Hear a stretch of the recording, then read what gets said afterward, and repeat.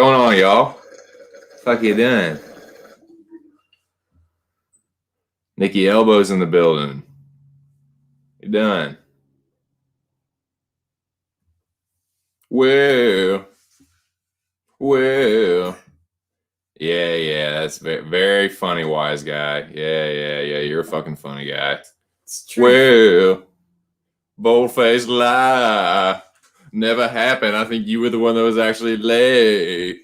Well, yeah, I was late. I think I was ready and I was waiting. I was like, what the fuck? Let's get this thing started. The one time in your life. One time. I'm going to hold it over your head. Johnny Cardone. Cardone and this motherfucker. I'm here for the rips. You know what, dude? I'm straight up here for the straight up rips too. And I know this lovely lady to my right is as well. Yes, rips all day. Yep. So for those of you just joining us, this is the second episode of the Mix at 6 podcast. Definitely starting almost 6:40. Definitely my fault. I'm gonna fall on that grenade for sure. But yeah, that's a total fucking lie about the wedding thing. She was the fucking one that was late, not me. I was ready to go, boys, but I usually am the one that's late as shit. You already know if you're a regular listener to this channel, you know that I'm late all the fucking time. I am a skeevy stoner. I'm gonna take another bong rip right now, but yeah, dude, I'm sorry about the late start. I appreciate everyone that's joining us now.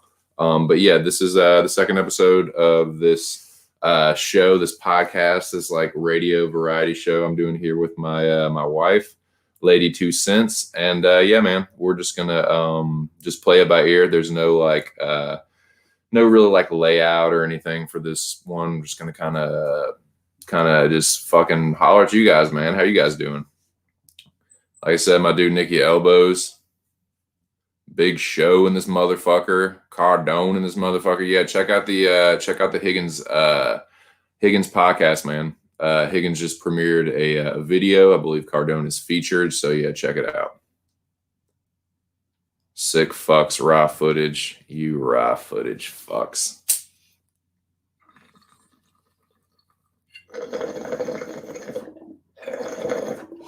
So how's everybody doing tonight, man?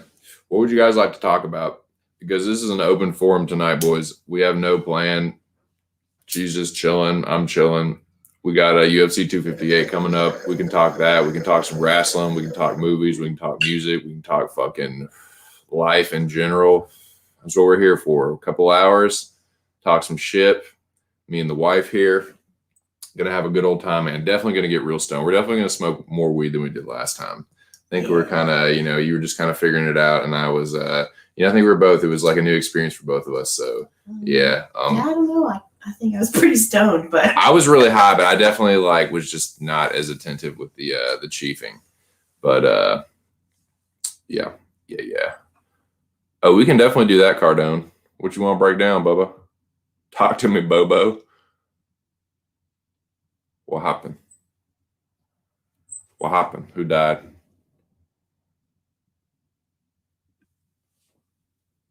¿Qué pasa? Last week was definitely the card for betting. This will be a very interesting Mecca week. You are very right about that, Cardone. It'll be a very much interesting week for the Mecca. Did you hear that? Did I? Is it mine? You just lost your turn. I guess I just lost it. I couldn't remember whether it was my hit or not, so I figured, oh, must be a shooting somewhere. Damn.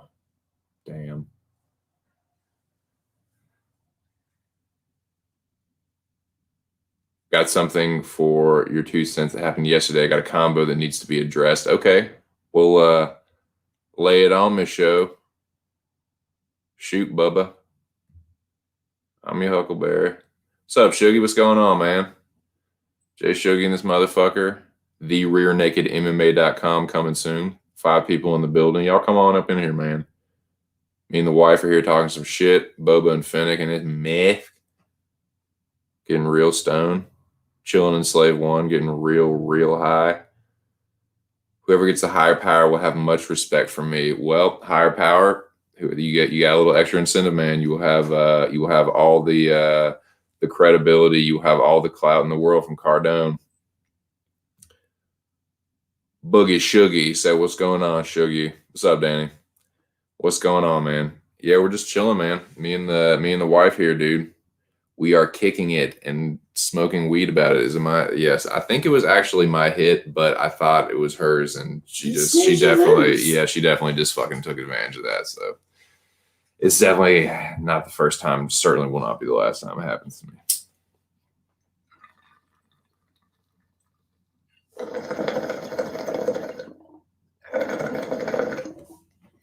But happy wife, happy life. I'm learning that more and more. Even when you win arguments, you just lose. You just lose in the end. Because even if I like win an argument, I'd be like, "All right, motherfucker. Well, I got you later." Even when you win, you lose, man. So yeah, happy wife, happy life, boys. There's one thing you remember. There's one thing you remember from old 2 cents, man. Cardone says Titan FC in Miami tomorrow, right, Nick? Right, Nick? Nicky Elbows. So on my way into work yesterday, I noticed a red car parked kind of funny into a snowbank. Little old lady with her window halfway down in Michigan. Definitely something's wrong. Still typing, hold on. Well, I'm still bong ripping. So that's word up.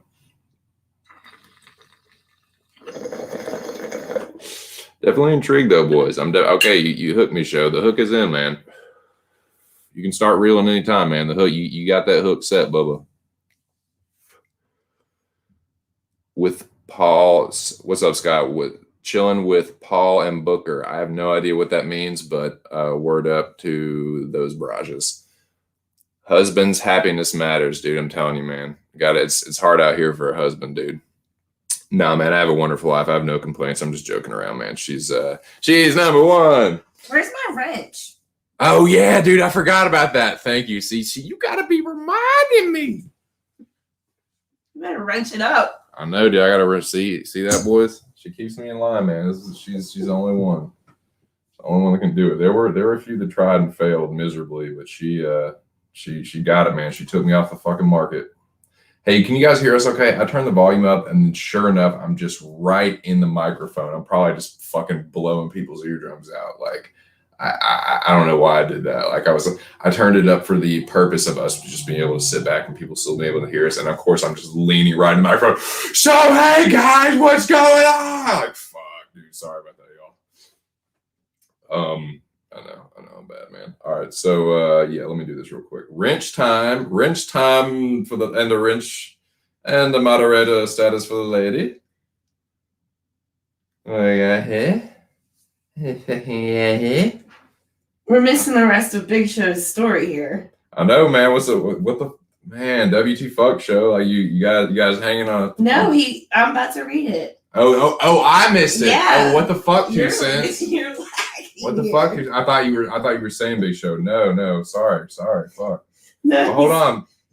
All right, go ahead. What happened? I go up to the car. The lady didn't respond, so open her door. This lady falls out into my hands. She had passed, so I carry her into the restaurant where the comment. Whoa! She passed? She's fucking dead? Yeah, and Johnny Cardone told my father why she was doing all the laps and shit. 2 cents. He's really pissed at you. No, Johnny wants to know why wouldn't you just call 911? Wait. So you what? She died.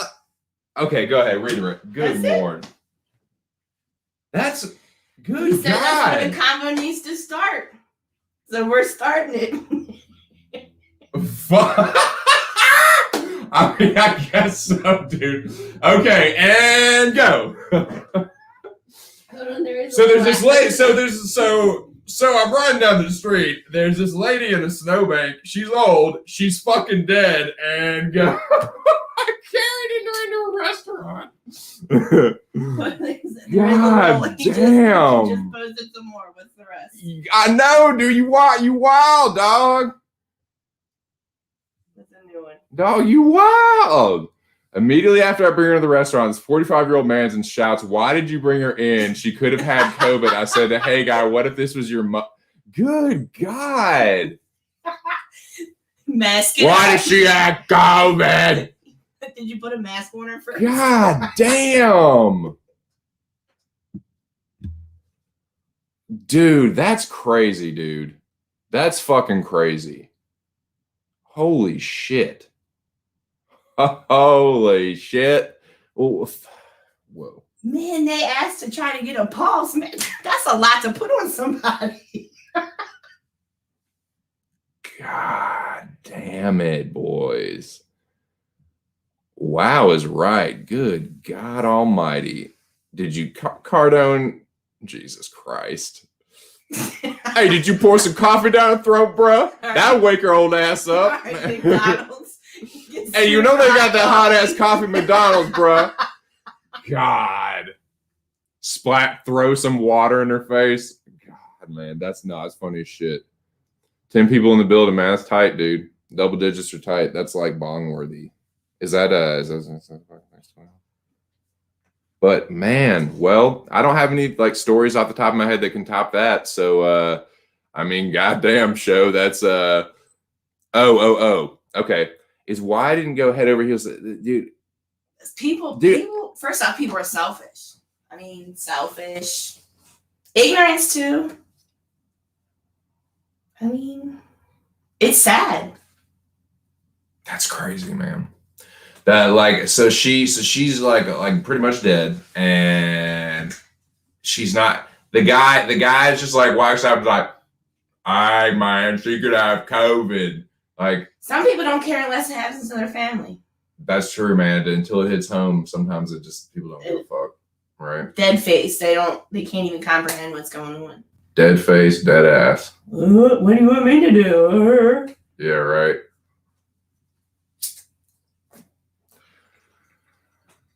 Good Lord, boys. That is fucking gnar. That is fucking gnar to the nectar. That is fucking gnar powder shredding nectar. I just took a hit for that lady. Yeah, man. RIP for that old lady, man. We'll show, hey, you did the right thing, man. At least you know where you fucking stand. At least you know that you are still sane. You still have empathy, and you care about human life and your fellow man and woman. And yeah, so yeah, good on you, man. That's crazy, dude. I'm sure that was just that was insane, dude. I'm sure that was a crazy experience. Like I man, that's wild. Scott Brown says the Panda took out WWF, not backyard wrestling. If I'm dead in my car, just leave. Christ.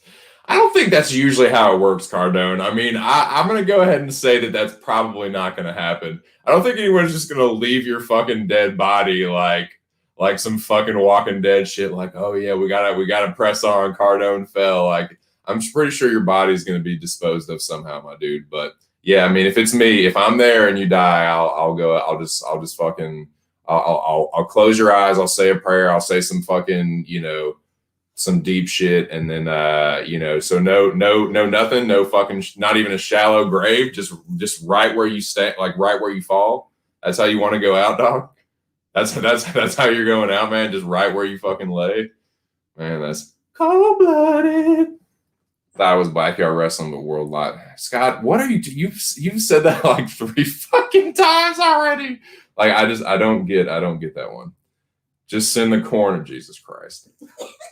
Paramedic said she had passed away. Damn, dude. Damn. That's fucking wild. That's wild, man. Yeah, Cardone is fucking wild, dude. Cardone's a character. Bury me in the whip. Cardone, yeah, I mean, I guess if life was a movie, I mean, yeah, for sure. That's a gangster way to go. I just bury you in the whip, like fucking, and that's gonna cost extra, dude. You gotta get a machine out for that. You ain't going, or you want to get a 3-man crew. Couple hours, that's a big old hole, Bubba. You better just get a fucking machine for that.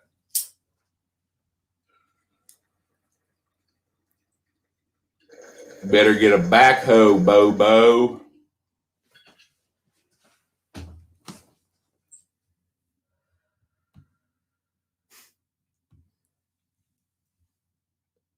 Oh, that's a crazy story, dude. That's a fucking no. Yeah. That's a great way to start off a Friday. That's wild. Yeah, that's a fucking that's a convo starter, dude. That's a fucking icebreaker. God damn it, man. I'm trying to think. I did have one. This story will not top that one, but it's this lady I worked with was like I'm trying to think of how pregnant she was. She was pretty damn pregnant. She was at least 6 months pregnant, 6 or 7 months, but she was she was pretty big, and we're both like working at Arby's at the time, and I'm in like my late teens, early 20s. I know I wasn't 21, but dude, we're sitting there working, and we're both working at the counter, and she's taking orders right next to me, and all of a sudden, like I see her kind of like she just. Because you kind of like the person next to you, kind of just like you don't really listen to them, but you can kind of just like hear them, like you know how someone's talking to you like right next to you, you're not really like paying peripheral attention. Hearing. Exactly, dude. Exactly. That's perfect. Peripheral hearing, right? So like I can just kind of hear, and like the shit she's saying is just getting like weirder and weirder. I'm like, I turned to her, I'm like, "Are you all right? Like you sound weird as fuck." I didn't say she sounded weird as fuck, but in my head, I'm like, the stuff that you're saying doesn't make any sense. Like you sound weird as fuck right now. And I look at her face, and she's like pale and like sweating. And all of a sudden, like, she just starts to like get faint, and like she's like starts to like sway, and I like grab her, and I'm trying to like hold her up, and then all of a sudden she just goes unconscious, and it's like she was not a small woman. She was I want to say she was easily at least 200 pounds. And she just goes limp. So it's just like 200 pounds of dead weight, just like right. I was like, and I'm like, dude, at this time, like I like weigh a little bit over 205 right now. At that time, I was fucking skinny. And she just like 200 pounds of dead weight, just like right in my arms. And I'm like, oh, fucking, I get one of my coworkers to like, yo, come help me like real quick. And like, we like get her out. And this kid isn't big either, but he's like the only other guy that was working. It was like me, this kid. My manager was like a woman. There was like 2 other like women working there, and they're like, "Oh my god!" Like, dude, it was fucking crazy. And so like me and this like tiny kid are like trying to help this woman, and it was a shit show, dude. It was not like a slick like rescue at all. Like we got her out into like the middle of the lobby, and she just like flopped on the floor. I was like, oh my god, like this fucking pregnant woman, dude. Yeah. It was ridiculous, dude. I was like, oh fuck. And she didn't hit her head or anything. It was one of those that like kind of like went down with her, like, you know what I mean? Kind of like broke her fall a little bit, but dude, it was ridiculous. It was a fucking shit show. And of course, like the ambulance came, the paramedics, like she was fine. She was fine in the end, but it was ridiculous, and it was just like came out of nowhere. It was just like she was just yeah. But let's see what we got here. The local neighborhood Big Show throwing dead bodies over his shoulder, trying to be. I know, man. Big Show, the hero, man. Show the hero. Hey, that's Mahomes' chin might have been suspect on adrenaline. He was slow in the. Yeah, and it's very curious. Yeah, Scott Brown, he got rid of that Mahomes avatar post haste with the quickness. I don't want to drop the ball. Oh, dude. Zinger. He zinged you. He zinged you, Scott. He zinged you, and he zapped you. Mahomes did as he was told. I mean, I'm on that shit too, though, man. Let's talk about that. I'm glad you brought that up. Let me can I please, madam, get your thoughts on that fucking Super Bowl? Oof. Doesn't have to be the second. If you want to think about it, and then as we go along, if you want to just, if I could just, at some point just get your thoughts on that. I don't mean to put you on the spot there, but if you just want to think about it, that's something I'd like to discuss for a little bit, because I know there's Scott will be interested in that, I'm sure. I mean, maybe not. Maybe what Scott. What are your thoughts? I thought that and I've been thinking this more and more, like in recent years, that I think the NFL is rigged, dude. I think the NFL and the NBA are rigged. Like, now, I'm not saying every single game, but it seems like they have a narrative that they push every year, and it starts early. It starts before, like, and it's like the team will kind of be like winning games and losing games, and it's kind of like, how no, like, this team isn't gonna. But all they just stay with it, like am I like Tampa Bay, like really? And all of a sudden, here they are, like, and it doesn't happen in every Super Bowl. It doesn't happen in every game. But it seems like more recently, it's just like when they're pushing a certain narrative, they make sure that the refs call start. And shout out to Mr. Arkansas. Shout out to the Rabid Dog. He said this in his stream that he did about the NFL after the NFL, that they were some weak ass calls that went in Tampa Bay's favor. Would you agree with that? Oh yeah, definitely. Yeah. Like that, dude. I've said this a million times. Like, there's holding on every fucking play on both sides of the ball. Like, there's defensive holding, there's offensive holding. It's just which ones are the refs going to call? Those pass interference, those wide receivers and those cornerbacks, they hand fight and bump like on every fucking play. But it's just like which ones. There's some weak ass pass interference plays. Which ones were they paid to call? Pretty much sometimes. But some people think. I agree. I'm not Mr. Conspiracy Theory, but on that one, I think with the NFL and the NBA, I think the NFL and the NBA might be rigged. Yeah, I think there's a good chance there. I can't prove that, obviously, but I think there's a good chance. If there were two major sports organizations or whatever, I would say it's NFL and NBA.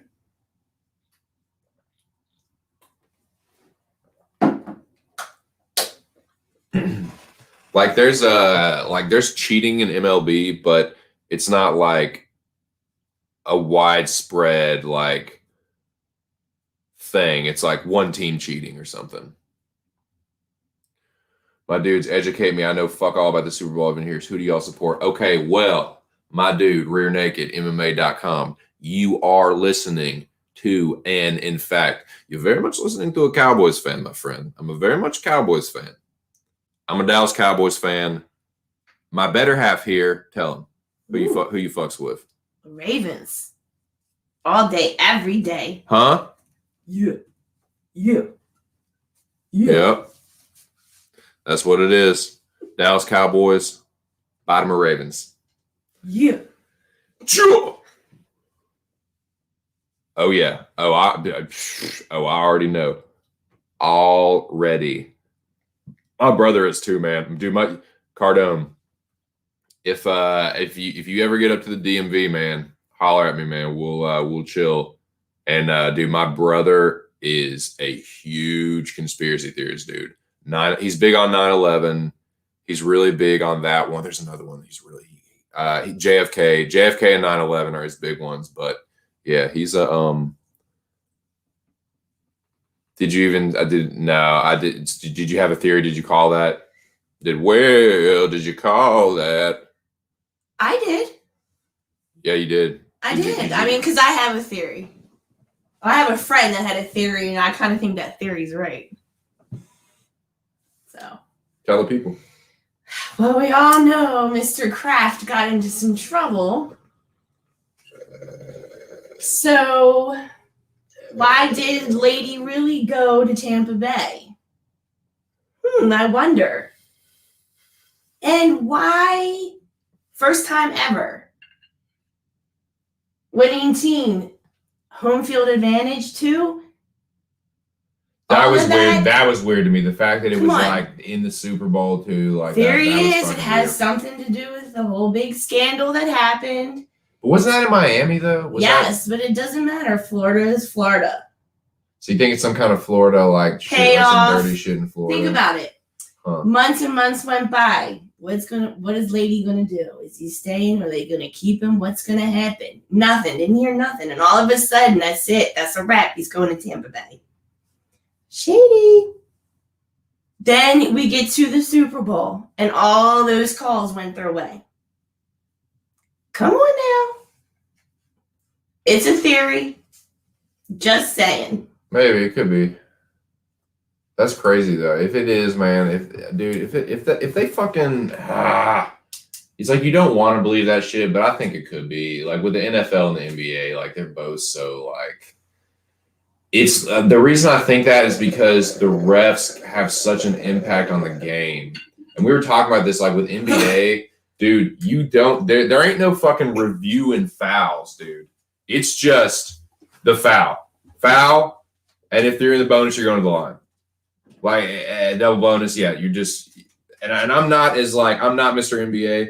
I'm not Mr. like rules expert with basketball and NBA in particular. But like, dude, with basketball and NBA in particular, like you can really control the game, particularly towards the end of the game with the fouls, with the team getting in foul trouble. Basically, every time they foul the other team, they go to the line. And you can't be like, nah, we can't. We're gonna go back and instant, review this foul call. Like, no, none of that basketball. Shit, ain't doing that. Yeah, dude, it's so the NBA, I think for sure. And then, like I said, we were just saying with the NFL, like with these refs, man, the calls. I don't like the pass interference of 15 yards. It's so much, dude. Like, I think if it was like 10 yards, I don't know if they would be. I don't know, but. I mean, we see it all the time though when Baltimore games. I mean, sorry, we get the shitty end of the stick. Dude, y'all do, man. You see it now. I've seen it now. Yeah, I've seen it. With you watch the games with me. You see it. We get the shitty end of the stick sometimes. Yeah, for sure. For sure. There's got to be a reason. It's rigged somehow. Somehow, somewhere, it's rigged. Yeah, no, I think it is. I definitely think it is with the refs, dude. I definitely think it is with the refs. Okay, let's see. Okay, here we go. It says 2 cents. Tampa Bay Rays go to the World Series. Lightning win the Cup. Heat go to the finals. Tampa Bay hosts the Rumble and WrestleMania. Go, holy shit, boys! Right? I'm giving you guys the Eddie Bravo gift. Look into it. I'm giving you the Eddie Bravo eyes to fucking look into it. Like, holy shit. So what is holy guacamole. Some ain't stirring the Kool-Aid, Ace. Something stank. Dude, something is rotten in Denmark, dude. There best not be no skullduggery, Kalen. There's fucking, dude, something is rotten in Denmark, man. That is gnar. That is fresh powder nar.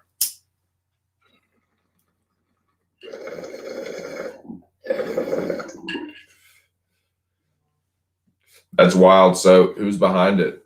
Who do you think is behind this nefarious scheme?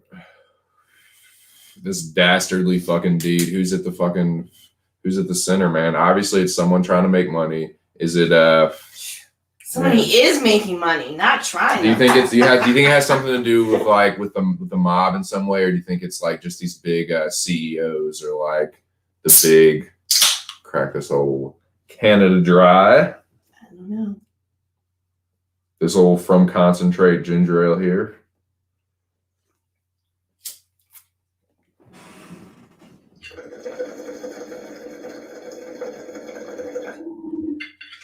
Oh yeah, dude. I mean, I pretty much just assume that whether you're actually going to do anything with the information or not, you can pretty much assume that you're being watched or followed somehow at all times. Like they've already pretty much proven that. Like that's the whole thing with Snowden, and like that's pretty much a crackdown. He's like, these motherfuckers are looking at you all the time. Everybody. They collect all the data on all of you motherfuckers. They don't always use it. It's not like they're constantly like, we got a team ready to move in on 2 cents and Lady 2Cents. It's not like that, but it's like, it's there. Wouldn't you agree? Like, oh, yeah.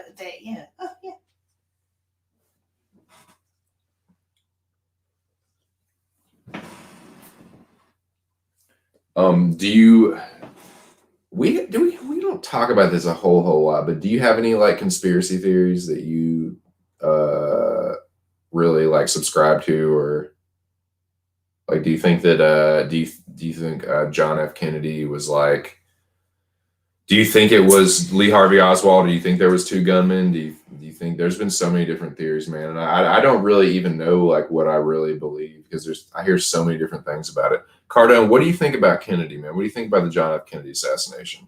And I know there's been some things where it's like more stuff has come to light. They pretty much know that whether it was one or two people, Oswald was involved somehow. He was there. He took a shot. Whether it was the shot that actually killed him or whether it was two gunmen, he was definitely there, definitely involved. But some people say that he was a fall guy. He was meant to be the patsy, and he was meant to be the one that, like, okay, we'll just put the blame on this dude. And they say there was the second gunman on the grassy knoll. And then you have the magic bullet theory where Right. it bounced around when it hit him, like inside his body and came out a different way, like. Bounced off his like one of his bones and came out as fucking, I don't know, man. Came out as sideways and hit the other guy or so. I can't remember the exact details, but it was weird. It was definitely weird. And just the way a lot of people said like the weird shit is like the way that because like the way that his like head exploded. It's like his brain, like you can see like his brain just like blow out the back and like go all over the car. You can see like Jackie O like reaching for like parts of his brain, like trying to collect his head. And so it's just weird the way that it all happened. It's just like, and they think that it was some people suspected it was an inside job. That it was like a CIA, like, we got to get this dude out of here. There's all kinds of theories, man. But it's one of the ones where it's like, we may never really know with that one. Because now it's like, it's been so long, like it seems like the further you get away from it, like the more time that gets put in between it, the less likely you are to like get to the truth. But Who knows? See what you boys are saying in the chat. Shout out to the 9 people that is rocking tonight.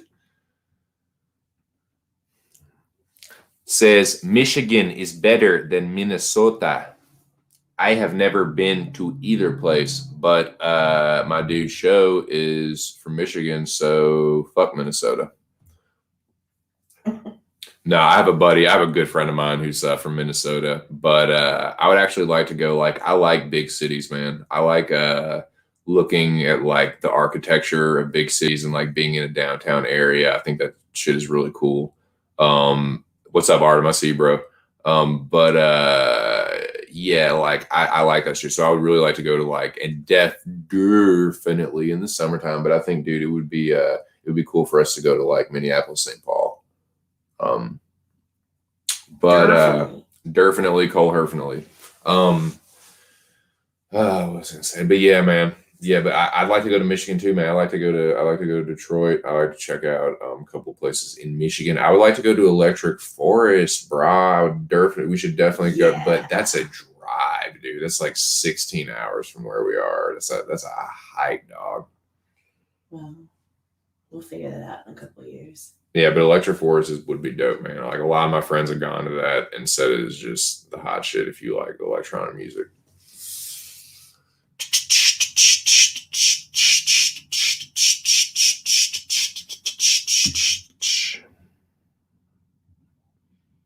Go check the logo for WrestleMania 37. Seriously. Oh, shit. I'm about to sneeze. Hold on. Fuck.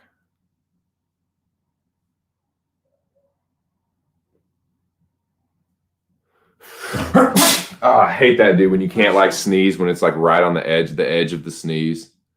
The edge of the sneeze is the worst, dude. And you don't know if you're going to fall over the edge. It's the worst, man. It's like a roller coaster ride that gets stuck on the way up.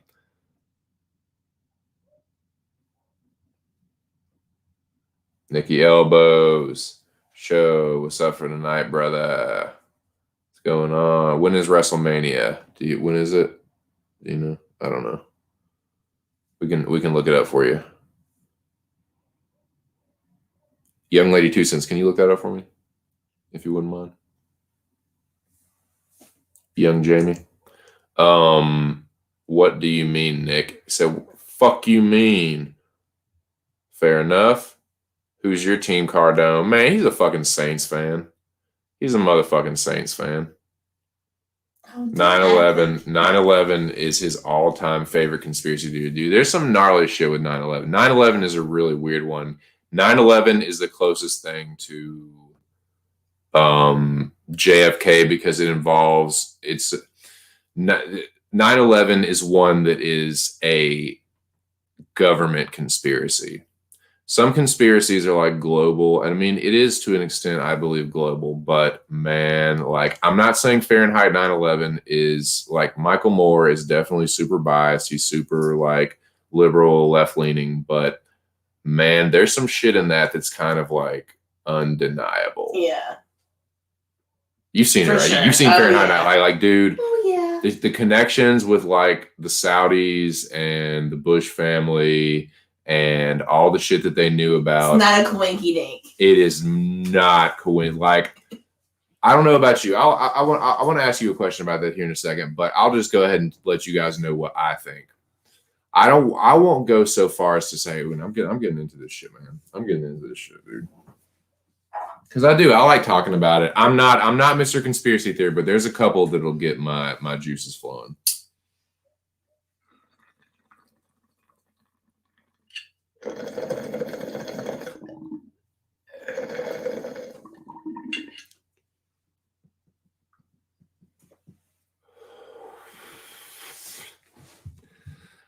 I remember exactly where I was when 9/11 happened, when I heard about 9/11. Me too. First period in Ms. Rooney's class. And it came over. We were watching a movie, dude. I remember we were watching some like bullshit documentary. I was like, at least we're fucking watching a movie, not the fucking. It was just some like dumb shit. It was like English class, so it was like some really like lame, like I can't even remember, but the shit came over the loudspeaker. And I had to turn the lights back on, and I was all high. And I was like, "Oh shit!" Like, it's bright, and I wasn't expecting that. And like, yeah. And then all of a sudden, they're like, "That's something terrible." They said some dumb shit over the loudspeaker. They were like, "A plane has crashed into a building in New York." They're just like so retarded about it, and I was like, "Oh shit!" Always, like, but I remember there was a couple kids whose parents worked in DC. Because this is like Central Virginia, dude. So there's a couple kids whose parents like worked in DC, and like one like person who's like family from New York, and like I remember people had to like there was no one in my class like at that time, but I remember people running out into the halls and like running to like they're like, I gotta get the fuck out of here. Yeah, exactly. I gotta that shit was crazy, dude. But yeah, man. So for 9/11 for me. And I knew people that like signed up right then and there. I knew people like, nah, I'm going to war right now. I was like, oh shit. But anyway, so I was like, I'm going to Arkansas. I'm going to Arkansas. I got into the University of Arkansas. I'm going to Arkansas. But dude, 9/11, the more that I've read about it, and I haven't like I said, I have not Mr. Deep Dive on 9/11. I'm not Mr. like I know everything about it. But from what I recollect, there was a bunch of shady shit, and maybe Cardone can maybe fill me in on this. Who was Cardone? What was the name of the guy? He's a Hispanic politician, but he was like Bush's like one of his like defense secretaries or something, or some it was either a member of his cabinet or something like that. But he put out this report about like the Air Force like intercepting one of the planes or like records of some kind of something, like there was something like that where they were like, hey, Mr. President, there's something weird going on here. Right. Like, and they like didn't do anything about it. Like I don't know if they were in on it at the time, but they just like totally fucking disregarded it. And this guy's like, no, this is like, hey, the Air Force is saying this shit. And like, can you fill me in on that? Cardone, can you fill me in on that at all?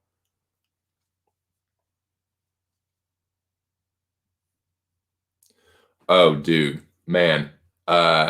Traveling in the United States, like just road trips and stuff, the geography is so diverse. It's awesome, man. You can travel 5 or 6 hours and you can be in a completely different landscape, dude. I'm talking different trees. You can be at the beach. You can be in the mountains. You can be in the desert. You can be, you can be in the fucking like plains, the high plains. You can be in the fucking bayou down where Cardone is. You can be in the fucking, dude, it's crazy, man. Rolling hills of Kentucky, But yeah, man. The Central Virginia, like the Shenandoah Valley, it's kind of like the Shire a little bit. It's very lush and green and beautiful, and like the fucking like my allergies, dude. When it's springtime in Central Virginia, it's fucking crushes me, boys. But yeah, okay. So back to 9/11. Back to 9/11. Yeah, there was some shit. It's in the 9/11 report. I know it's in the 9/11 report. Whatever I was just talking about, there's something like that. And maybe I'm remembering parts of it wrong, but it was something like they had a report from some like military, like they had gotten some kind of military intelligence about, it was like either the plan for what they were going to do, or they like, it was something with the planes or some shit like that. I can't really remember it that well, but they were basically like trying to alert the like executive branch, and they basically just didn't fucking do anything about it. No, the best is the moon landing conspiracy. Well, here's the thing with the moon landing. The thing with the moon landing is that there's one that says we didn't actually land on the moon. That's not true. That is factually not true. We have landed on the moon. The thing with the moon, no, that's just not true. We have landed on the moon. The thing with the moon landing, this is the thing with the moon landing, boys. The Russians got there first. The Russians got there first. We got there. We landed on the moon. We for sure landed on the moon. I saw it, man. I set slave one down there the other day. Psych.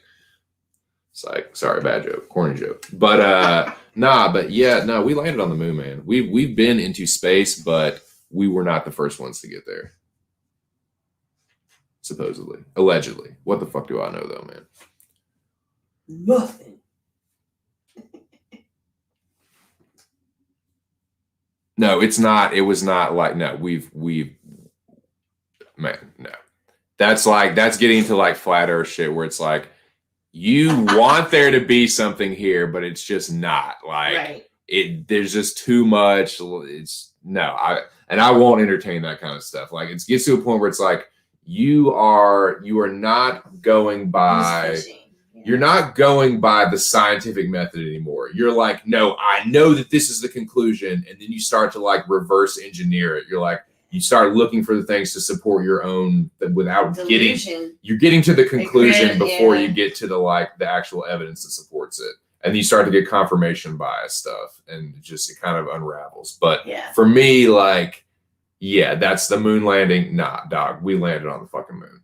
We didn't get we might not have gotten there first. We've been there. We definitely landed there.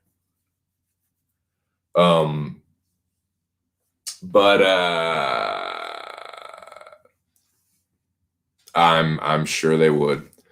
Dude, there's people that actually think that I'm not even gonna. The flat Earth thing really annoys me. I do not like arguing with flat earthers. I just won't suffer it. That's why I just don't want to talk about it. People still argue that. People, dude, it's still there. It's just not. It's dude, there's I don't because it makes me mad. It makes me mad because it's dude. There's 8th graders. There's that's 8th grade earth science. Bro. I know, which is why you should just laugh it off. Dude, it is that's about funny. The horizon and just shit that you don't understand. But dude, look at some of the videos that debunk flat Earth. It's basic, dude. There's some basic scientific exercises that about just distance, basic things about distance, and it's just basic math, dude. It's I'm not good with math, but they're basic exercises that you can do. Okay, try this distance between the Earth and just different celestial bodies and stuff, like the Earth and the Moon, and then it's just they're very basic, and they just prove flat Earth just like that. So I don't entertain flat Earth. It's not a thing. Flat Earth is not a thing. That's they just proved flat Earth like centuries ago, boys. Like it's it's just a fucking joke. The flat Earth is a joke. Dude. Flat Earth is like some trolling shit. But nah, 9/11. There's some shit to 9/11. There's some shit to 9/11 for sure. Like I don't believe that it was like an inside job. Like Bush was like, give the order, like execute operation, fucking drop the towers. You know, I don't think it was some shit like that. But like, I think that they got word about it and they were just like, this would be a real convenient opportunity to go swinging that fucking big old American military dick up in them foreign countries, gonna get that oil, gonna get this and that. That's what I think. They saw that as a perfect opportunity to go back into the Middle East with all the gusto they could muster. That's what I think. Gusto. I like that. You like that word? You know what I like? Weed. Yeah. And being married to you. I love weed. Weed is tight. Weed is tight. I don't just like it. I love it. And of course, I love being married to you too. But nobody wants to hear about that. It's barfy. Barfy? That word is fucking barfy. That fucking word makes me want to upchuck. I like gusto. Upchuck? Isn't upchuck like such a fucking nasty word for it? Ralph. Dude, my grandmother used to say, my grandmother used to, it's all bad. my fucking grandmother used to say upchuck, and I was like, that word makes me want to fucking throw up, dude. Oh shit, a horror king. The earth is flat though. The earth is a turtle. Rob Schneider is a carrot. Rob Schneider is a terp. Flat earthers ever get? Yeah. Have you ever gotten on a plane? Have you ever been on the ocean? Have you ever like looked like it's just like, come on, man, come on. Have you ever looked through a pair of binoculars? I couldn't get the binoculars out in time. Jagged boy, man, we got some people in here, dude. That's what's up, man. We got fucking king. We got the horror king in this motherfucker. If y'all want to talk some horror movies, rhinos and shit, dude, we can talk about whatever, man. Fucking dude, there, man. It's like, dude, there's some that you can sink your teeth into, and there's some real shit to it. There's some real shit to it. Oh God, I know, man. I know. Only skeevy stoners fart. You know, like fucking skeevy stoners. Sub Jimmy. Yeah. Zeno is Mike's on was why I think I do. Drunks or losers. Oh shit, Cardone going at Jimmy. Jimmy smokes weed too, though. Cardone, like he's just joking. Jimmy is like, God, Jimmy, you need to get into like fight promotion, dude. You are the ultimate instigator. You would be the one that like would make the fight hype. You'd be like, yo, go tell this. You'd be like, you find out something about the other fighter, and you tell your fighter, the guy you're promoting, be like, yo, tell this motherfucker about his fucking like mom's sister, the one that's fucking Jimmy would come up with some like clever joke, and he would say it to do like when they go to face off, and he would say it to do at the press conference, and dude would like come at the dude's throat, and be like, yes, perfect. That's what you need to fucking do, Jimmy. Fucking instigating ass. Nah, that shit's funny though. Yeah, dude, totally. So, Pandador, I'm a loser, baby. So why don't you kill me? Double barrel buckshot. I had a White Russian the other day. It was pretty damn good. Fuck yeah, dude. Hey, White Russian, Gary. Yeah, I can. That kind of stuff is something that I can only drink like just strictly that. Like if I switch up on anything like that, there will be throw up everywhere around me. Like I can't if I and it's the same way with gin, it's the same way with scotch, and it's the same way with tequila. Like that is all that if I start drinking that is all that I can drink. Tequila's rough. Gin, I'm only drinking Bombay Sapphire and tonic. Haunt you the next day. Oh yeah, dude. Dude, no, dude, I actually swore off tequila. Tequila and vodka, that's an Ashley Schaefer. That's my game. Dick slap is my game. Fucking, dude. Speaking of Will Ferrell, what do we watch? What Will Ferrell movie did we watch the other day? Oh yeah, it was Night at the Roxbury.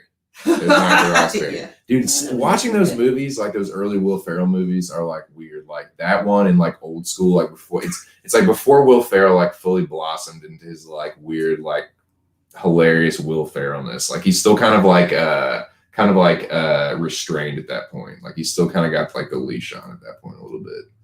Really?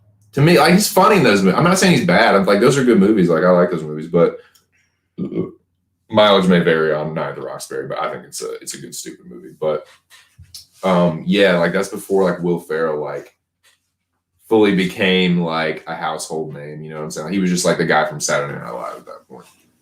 Is what I'm trying to say. Weed plus alcohol equals dizzy throw up. Dizzy throw up. Nah, man, dude, that for beginners, man.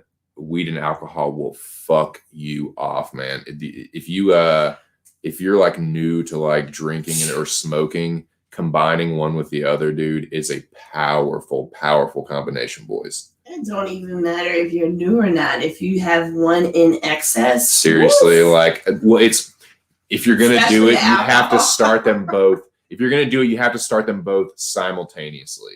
You have to start them both at the same time, because what happens is, if you get drunk, if you just drink, and then you fucking smoke, you are going to vomit.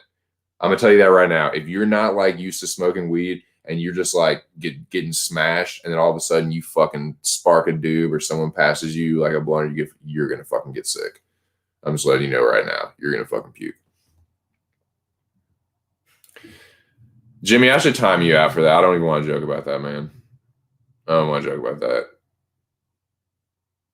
Nah, man. It's too soon. Too soon for that player. My boy just passed away from that. I don't want to joke about that shit, dude. But nah, I mean, yeah.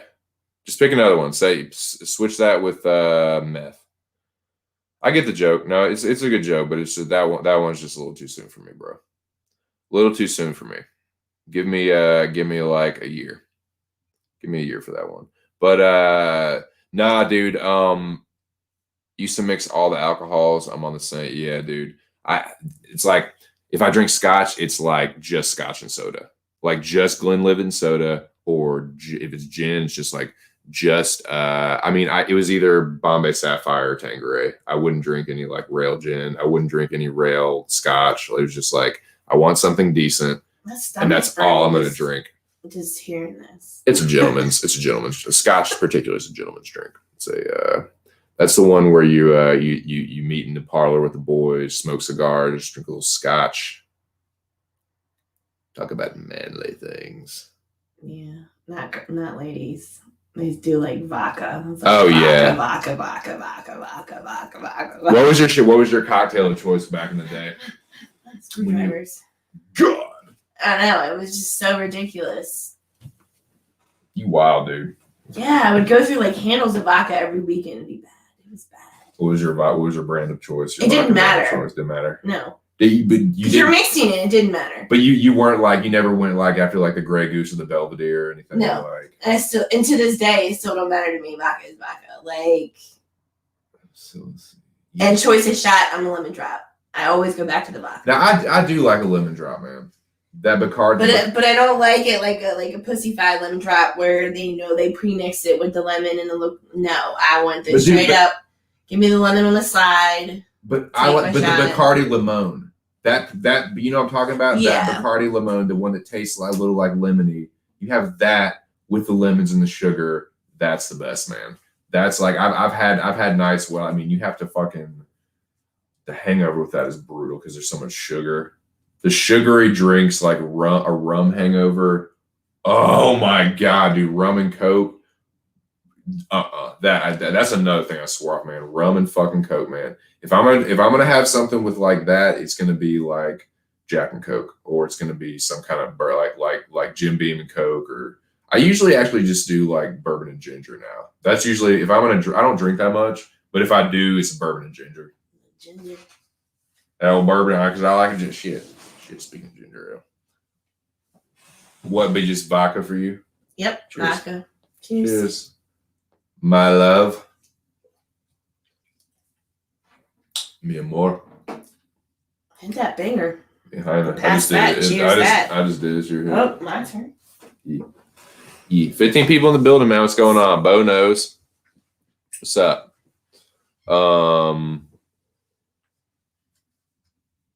Justin says, down a few cans of seltzer water, but it doesn't taste like regular water. What I don't know what that means, Justin Jr. No, that ain't it. Cardone says, nah, that ain't it, bro. That ain't the thing for you, bro. He was talking about it's all about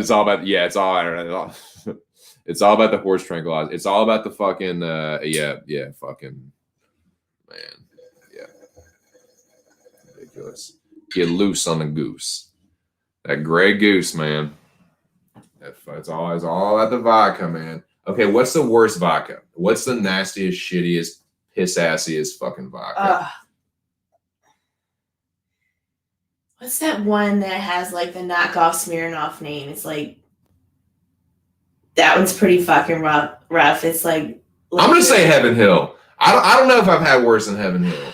You know which one I'm talking about? It's got what is it? I can't remember. That one's pretty rough though. Whatever the name of it is. Go find Rush. Anyone for Chas? No, Justin Jr. I'm having a Justin Jr. No, there's no chess tonight. Not in this chat. No, you're not playing chess. You're not bugging my audience with trying to get people to play chess with you. If you can't sit here and just go with the flow of the conversation and just chat like a normal person, then I'm not going to time you out or anything. But I would just please ask that you just stay on topic, please, my friend. Please and thank you, young sir. Never was big on the drink, but I know stuff me back in the day. Yeah, my fucking brother was a beer machine, man. That motherfucker could slam some drinks and just be straight, and I'm just like I'm just fucked off, and he's just like, dude, like chill. But yeah, couldn't do it. I'll smoke that motherfucker on the table. I'll smoke that bitch on the table. But yeah, he can fucking. Yeah, we smoke. We stick to the smoke. Dude, he can drink. Dude, he can drink like a motherfucker. You can drink though. I've seen. I can drink, but we also see what happens when I drink. Because like when we first started dating, like we went out a decent. Like we go out every now and then.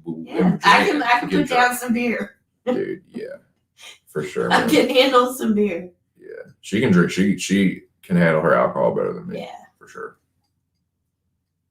But yeah, we got 13 people in the building.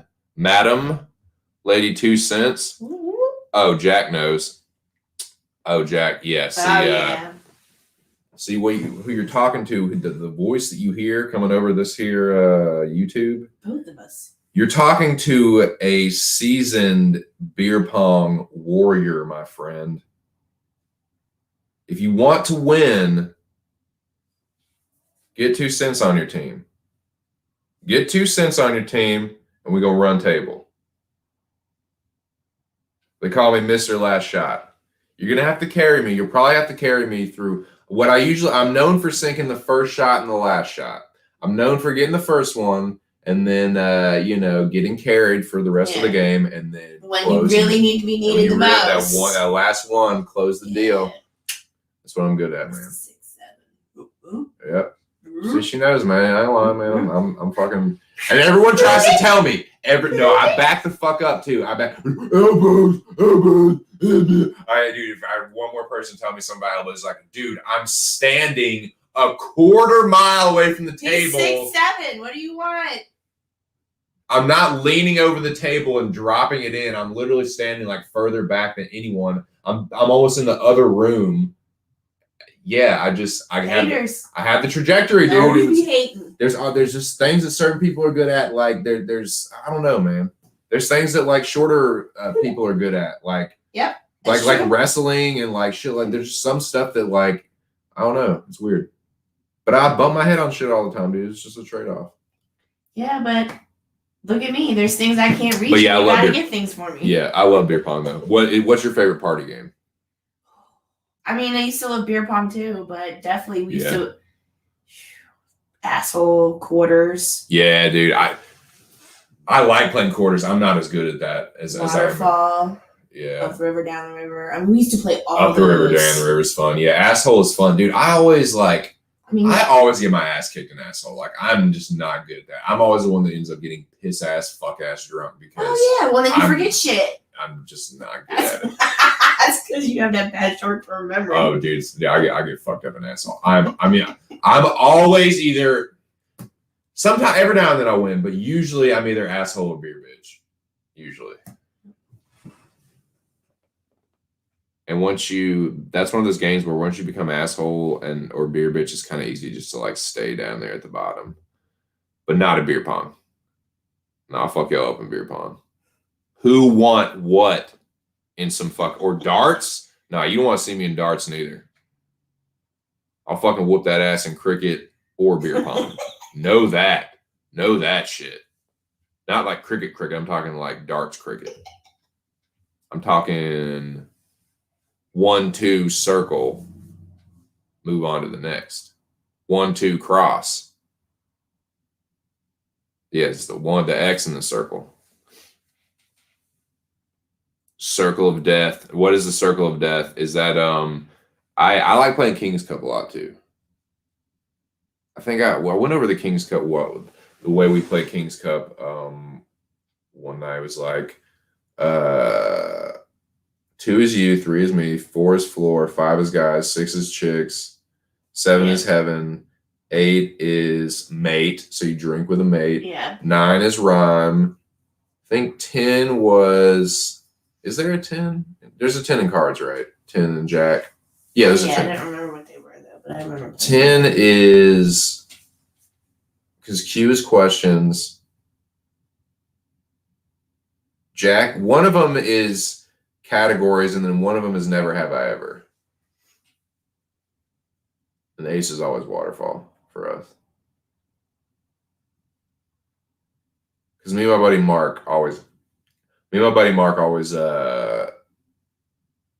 that was the rules that we like, if the party was at our place, that's what the house rules were. But okay, what do y'all want to get back to this conspiracy theory? What do you guys want to talk about, man? It's kind of just a free for all, kind of a let's talk fights. You want to talk fights? Yeah, let's talk fights. Okay, Lady TwoCents wants to talk fights. What fights do you want to talk about? Hey, the one's coming up. I'm asking these jabronis. Which fights are you barrages the most stoked about? We got 10 people in the building. The 10 heads that are in the building. What fight are y'all most excited about? What fight do y'all want to talk about right now? Justin Jr. with his play-by-play activity. I'm back in case anybody was interested. Did you guys miss me?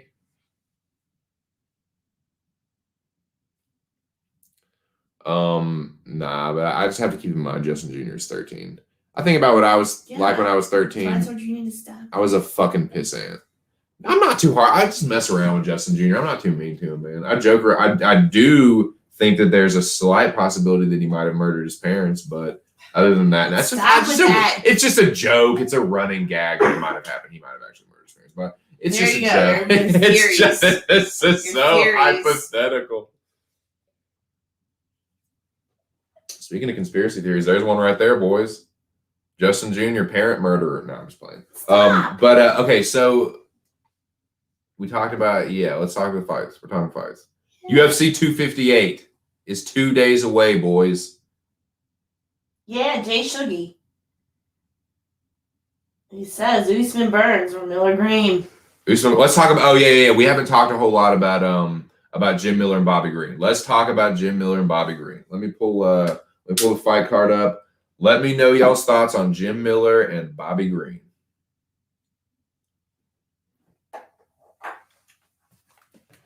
Yeah, I'm not gonna for these podcast, I'm not going to bring anybody in. This is just going to be me and the wife. It's just easier that way with the audio setup. And yeah, I kind of just want this to be our show. But I appreciate the 15 people that are in the building. Let's talk fights, though, boys. I have got this woman here hooked on UFC. She is an official UFC fan. She has her fans that she likes. She has her male and female fighters that she likes. So yeah, she's a big fan of certain fighters, and yeah, she looks forward to it, man. Always wants to be like, hey, the fight's on. When fights this weekend, she on it. 13 people in the building, man. I'm proud of that number. Proud of those units. Chocolate Daddy, 15,000 units. Proud of those units.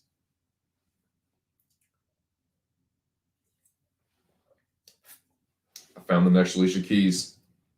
I swear to God above, I can vouch for her.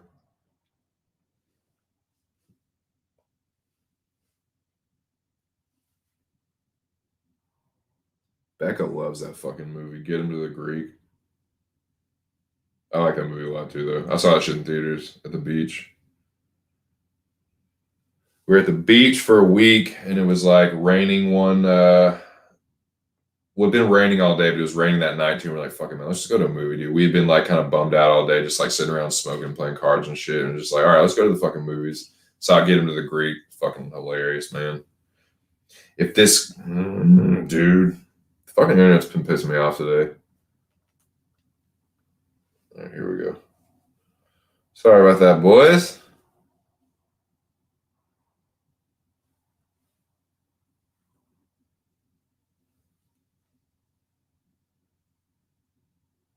Of course, the internet wants to fuck with me when I'm live streaming.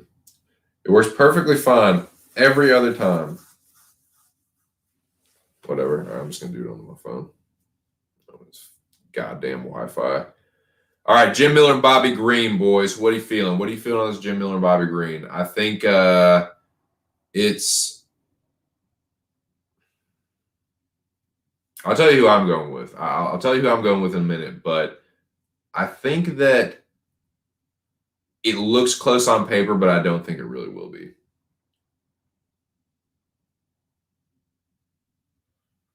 All right, here we go. UFC schedule.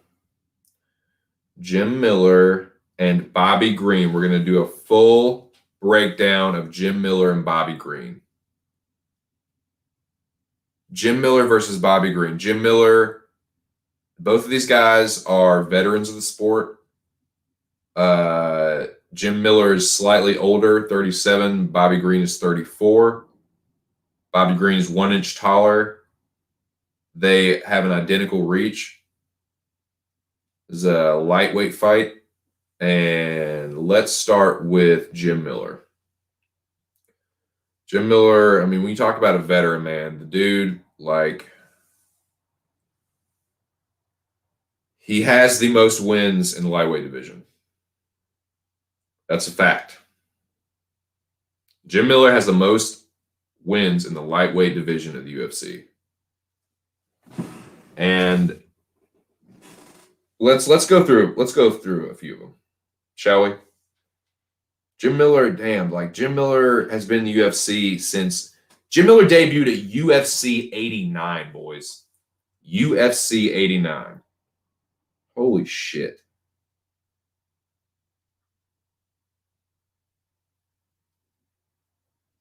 That's fucking crazy.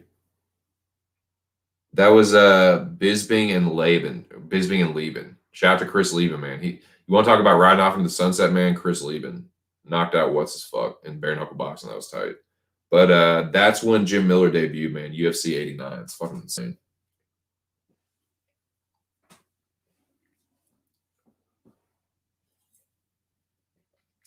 All right, so damn, he beat Matt Wyman, the fight for the troops in 2008. That's fucking crazy. So yeah, he has an armbar win over Dwayne Ludwig, a decision over Gleason Tebow. Dude, he knee barred Du Bronx. That's crazy, dude.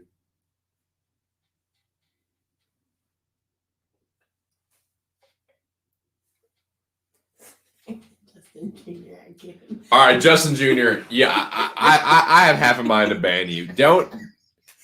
Yeah, I'm timing you out for that. You're not banned, but I'm timing you out for that because that's just, I'm trying to be somewhat like serious and hype these fights up, and you're talking, I'm bloated. Yeah, I'm timing you out again for that.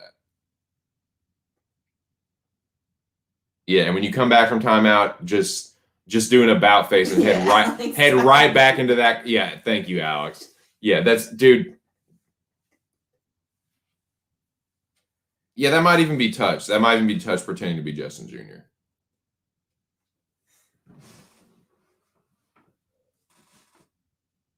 Who says that? But Justin Jr. does say shit like that. That's why I'm.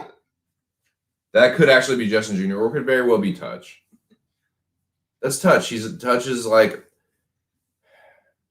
not like a hard like touch is just kind of annoying. He's just kind of annoying and like weird. That was funny. It's fucking ridiculous. Okay, now back to being serious and shit with the fights. Fucking Justin Jr. / maybe touch. Fucking ridiculous. Okay, anyways. Unbelievable, man. Unbelievable touch. How old are you? Still acting like a fucking 15-year-old? All right, here we go, man. Dude, but yeah, he fucking knee-barred Charles Oliveira. That's crazy, man. Dude, Bronx. The dude that everyone's like, yeah, he needs to fight for the title now. Right. Jim Miller knee-barred him in 2010, 11 years ago. So, yeah, he decision lost to Benson, submitted, guillotine by Nate Diaz, decision win over Joe Lozon. I'm just going over some of his like more notable wins and losses. Guillotine Yancy Medeiros, got knocked out by Cowboy, decision loss to Beneil, split win over Danny Castillo, got rear naked choke by Chiesa, lost a decision to Diego Sanchez. That is not a good look. In 2016, still like, even then, man, Diego Sanchez, he's still that's not a good look. That stands out to me. That's a red flag to me. Takanori Gomi, he did knock out Takanori Gomi after that. Another win over Lozon, decision over Thiago Alves, decision lost to Poirier as well as Pettis, Francisco Trinaldo, and then he got knocked out with a nasty knee by Dan Hooker. The knee that everyone thought he was going to hit Michael Chandler with. Woo! Yeah, then he rear naked chokes. So we're getting pretty recent. Like, okay, we're getting to late 2018. Rear naked choke over Alex White. Then Oliveira gets his revenge. Rear naked choke, loss. Then he rear naked chokes Jason Gonzalez, guillotines Clay Guida, loses a decision to Scott Holtzman, armbars Roosevelt Roberts, and loses a decision to Vince Pichel. That has been more or less the UFC career of Jim Miller. He's been around for a long fucking time, boys. He has fought a lot of fucking guys in the division. Damn near everybody. Fought Oliveira twice, is 1-1 with Oliveira. Decision loss to Poirier. He has some really good losses on his record, dude. But that's Jim Miller. So what is Jim Miller good at? That fucking guillotine. Jim Miller's guillotine is something to worry about. It's a problem. Jim Miller's guillotine is a problem. Excuse me. What are some other things that you guys would say that Jim Miller does well? What's up, Smith? I see you, bro. What's going on, man? Yeah, let me put up some of your comments here.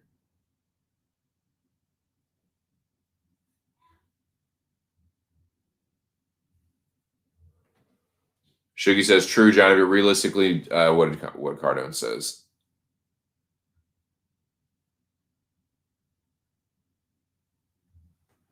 Cardone says, sketchy pick.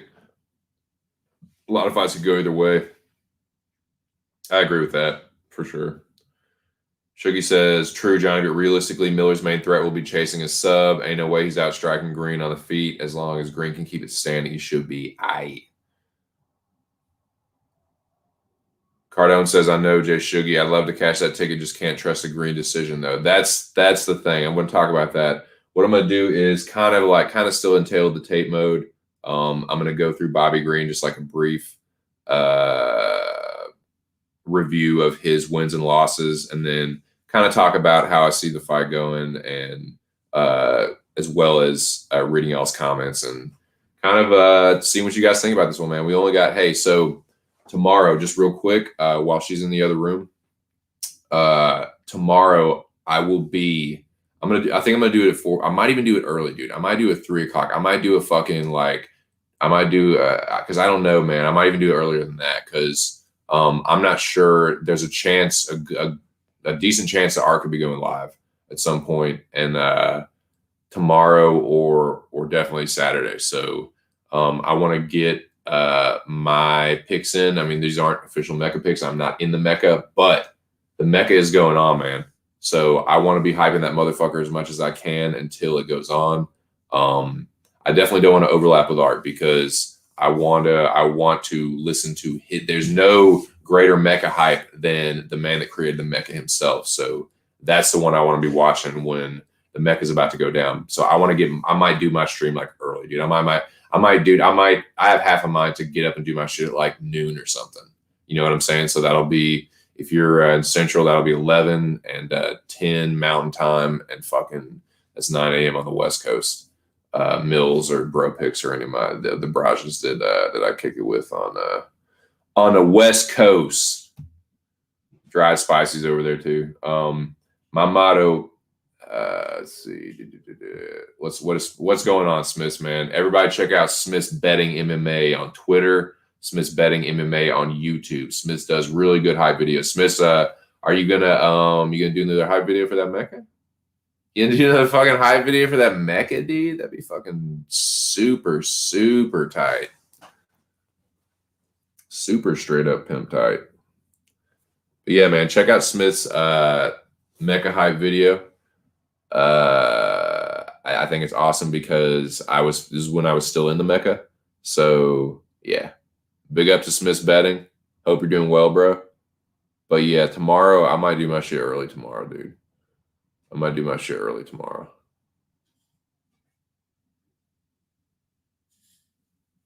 The early bird catches the worm.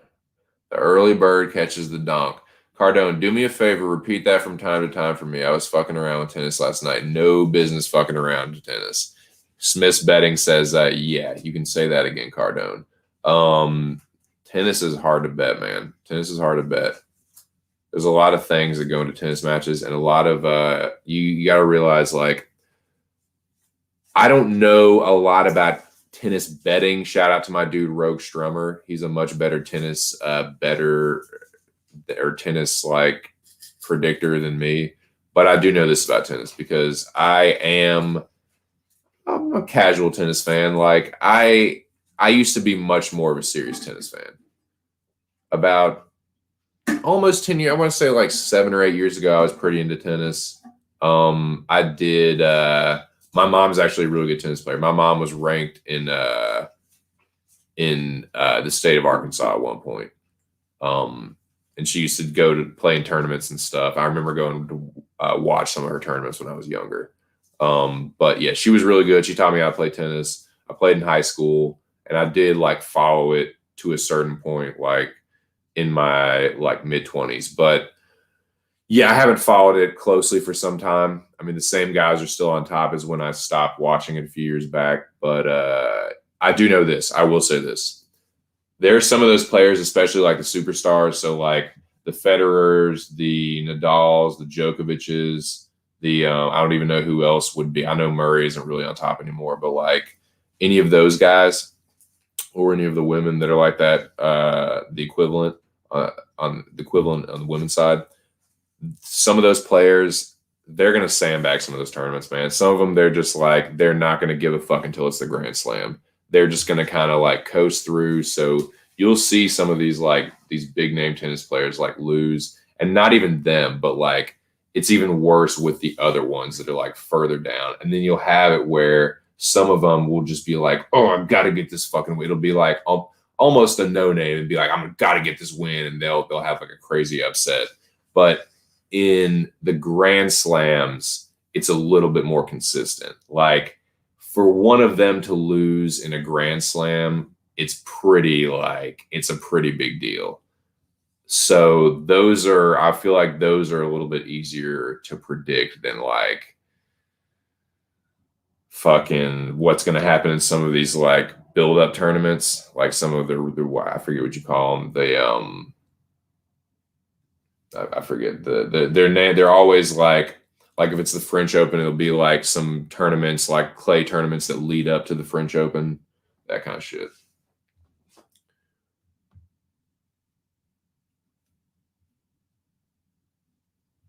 Let's see. Okay, so back to this Bobby Green before we get sidetracked too much with the tennis. Back to this Bobby Green and Jim Miller fight. So let's talk about Bobby Green real quick, boys. Real quick.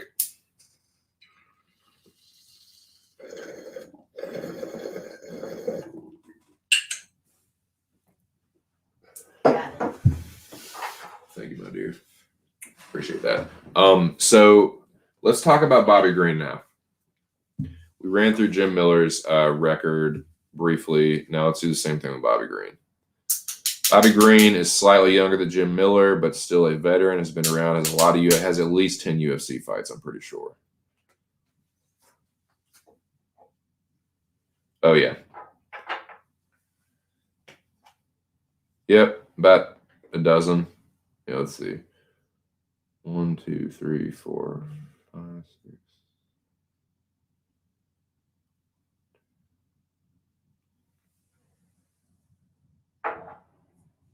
Yeah, 15 UFC fights. He is 1, 2, 3, 4, 5, 6. So he's 9-6 in the UFC. Won the draw with Lando, and then he beat the shit out of Lando in the rematch. So let's briefly go through his wins and losses. Bobby Green. So rear naked choke over Jacob Volkman. Body kick knockout over James Krause. Decision win over Pat Healy. Split over the Punk Josh Thompson. Then a decision loss to Edson. Knocked out by Poirier. A split loss to Rashid Magomedov. Then, like I said, the split with Lando Canada. Then a decision win over Eric Koch. Decision loss to Drakkar Klose. Another decision loss to Trinaldo. Then a win over Clay Guida. I definitely called that one. A win over Lando Venata. Definitely called that one. Same with Al Patrick. And then the loss to Thiago Moises. That's Bobby Green. Look, this is how I think this fight is going to go. And I can go back over this tomorrow. I'll briefly go back over this tomorrow. But it's like, to me, look, I mean, it was said, like, Bobby Green is hard to trust. He just is. There's no two ways about it. Bobby Green's hard to trust. You don't really know, like, are you going to get the best Bobby Green? He has a bad habit of, like, fighting down to his opponent's level. Like, he's really has a bad habit of that. So I just don't fucking know with him. I don't really know which Bobby Green I'm going to get. But I think you just kind of have to look at it like, what is his? I kind of look like Jim Miller is kind of like a Clay Guida level. Like he still has some stuff left. Like he's not completely like done. Like I think that Jim Miller is kind of on his way out. And short of him snatching the Gilly, I think that Bobby Green is a good defensive wrestler, man. He really is. I think Bobby Green is going to keep it standing. He's going to keep it on the outside. He's going to stick and move. Like Bobby Green is such a better striker. He's going to be faster. He's younger. He's like, I don't know, man. Jim Miller is tough. I don't know if Bobby Green's going to knock him out, but I see Bobby Green winning a decision. I just like it's kind of sub or bust. I can't remember which other fight I was talking about that I felt was like that, but yeah, I think for Miller it's sub or bust. I can't really like see him winning rounds. Like Bobby Green is a really good round winner. He's a good round winner. If you're not a good striker, he will pop you with the jab, slip the counter, and then move out of the way and just rinse and repeat. And if he feels like you're hurt, he'll put it on you. But I don't know, man. It's I definitely, betting wise, I don't envy any betting man that is putting, like, you got a pair on you, man, to put something on Bobby Green. But I do think that he's going to win this fight. I am going to pick Bobby Green for sure. Yeah, to me, Jim Miller's only path is really like that sub. Like, I can't see it, man. I think Bobby's going to hurt him. I think Bobby, like, I don't think he's going to knock him out necessarily, but I think he'll hurt him. And just, I can see him like hurting Miller, like going down, like kind of just like falling into his guard, like just like pulling guard almost, like falling and then just kind of like rolling to his back and like almost like inviting Green into his guard, and Bobby just like staying. I see a lot of like, I think there's going to be a lot of like Bobby Green backing away and asking Jim Miller to like, and like asking the ref to stand and back up and then like back to square. I think that's what's going to be a lot of that in that fight. So you guys are saying, for me, for real, Smith, the guy's a decision machine, hasn't had a finish since he knocked out James Krause. Yeah, exactly. It's hard to see him getting a finish, but Jim Miller, like, Bobby Green is going to have a significant striking advantage in this fight. Exactly, Jay Shuggy. I see the value on the rounds KO for Sprinkle and just hit Green to decision, small KO, small stake parlays. So I have very little risk on it. That sounds to me, this is just from a casual non-bettor, that sounds like a good bankroll management to me. Value in the rounds KO Sprinkle, yeah, just hit Green on decision. Yeah, I think Bobby Green by decision is probably the smart play. I would think, if you're a betting man, but like I said, that's don't tell me. But I am going Bobby Green. We've seen a few Bobby Green fights, haven't we? Yep. Bobby Green is known for winning a decision and then getting on the mic and saying something crazy. I think that's what's gonna happen. He's gonna go out there. He's gonna piece up Jim Miller for 3 rounds, and then he's gonna get on the mic and say something fucking crazy about who. It might be about COVID. It might be about something. But Bobby Green will say he will get on the mic and say something wild. That motherfucker gonna say something crazy. Yeah, he's gonna say something crazy. But I like Bobby Green. I think he's a good fighter. I think Bobby Green kind of gets like undervalued, kind of underrated sometimes. Like, people always look for a reason to fade him because I get it. He's untrustworthy in big fights and big moments, but I don't think Jim Miller is the one to really like take advantage of like Bobby Green's inconsistency. I'll put it like that. The lads tennis lines talking about tennis. Bankroll management is key since everything you said. Yeah. Cool. Fuck yeah. Well, I'm glad I'm not sounding like an idiot with that. So I appreciate it, man. Not many good picks for me, says Scott Brown. Smith says it's one of those cards you can live bet. Usman I have. Yeah, me and Scott Brown on that Usman. Yeah, I agree. On that Usman side. Do you like Usman in this one? Oh yeah. Yeah, well, let's talk about that a little bit. Fuck it, we got half an hour.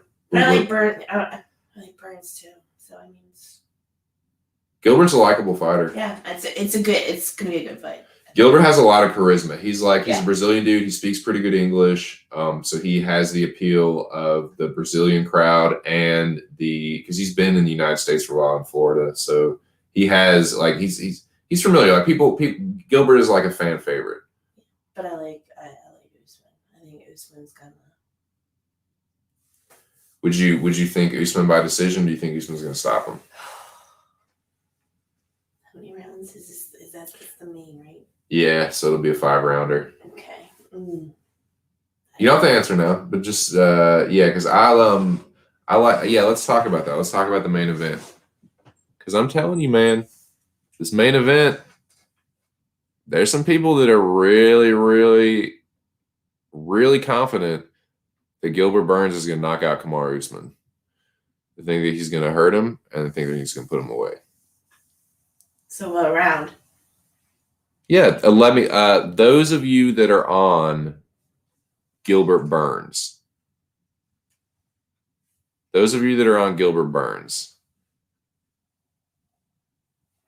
Raise your hands. I would like to know just when do you think if you think he's gonna. It's hard. It's goddamn near impossible for me to see Gilbert Burns winning a decision against Usman. I can see him maybe hurting him and knocking him out, or maybe hurting him and submitting him because Burns is so dangerous with a jiu-jitsu. But I cannot see him winning a decision in any fucking way. Like, no, there's just no way, dude. It's hard. Like it is. I can see because I've seen Usman stunned like Colby hurt him, but like. Colby works at such a crazy fucking clip. Like Colby works at an insane pace. Yep. And it's nothing like it's Nate Diaz style, it's just little pop, pop, pop, pop, pop. But like it's death by 1,000 cuts with Colby. He has the porn like it's weird to talk about like that, but he has the porn star cardio. He can just go and go and go and go and go and go. Right. Like it's crazy. But Burns is not that kind of fighter. Like he's a counter striker. Colby will counter off your counters. That's what he was doing with Usman. He'd wait for the right hand from Usman, and then he would counter off that. And but Burns, I think, is just going to be looking and waiting to counter, and Usman is just going to be going. So it's hard to see. I can see Gilbert hurting Usman and subbing him. That's, I think, for me, that's the most likely path to victory for Burns because he is so dangerous that if Usman is like stunned and like not in his like right mind, Gilbert could just snatch his fucking neck, snatch a limb. But for me, dude, and I'll break this down more like tomorrow. I think Usman is just too much, man. He's too fucking strong. He's goddamn near impossible to take down. RDA, he was down on his back for like 3 seconds against RDA. Kamaru Usman is so fucking strong.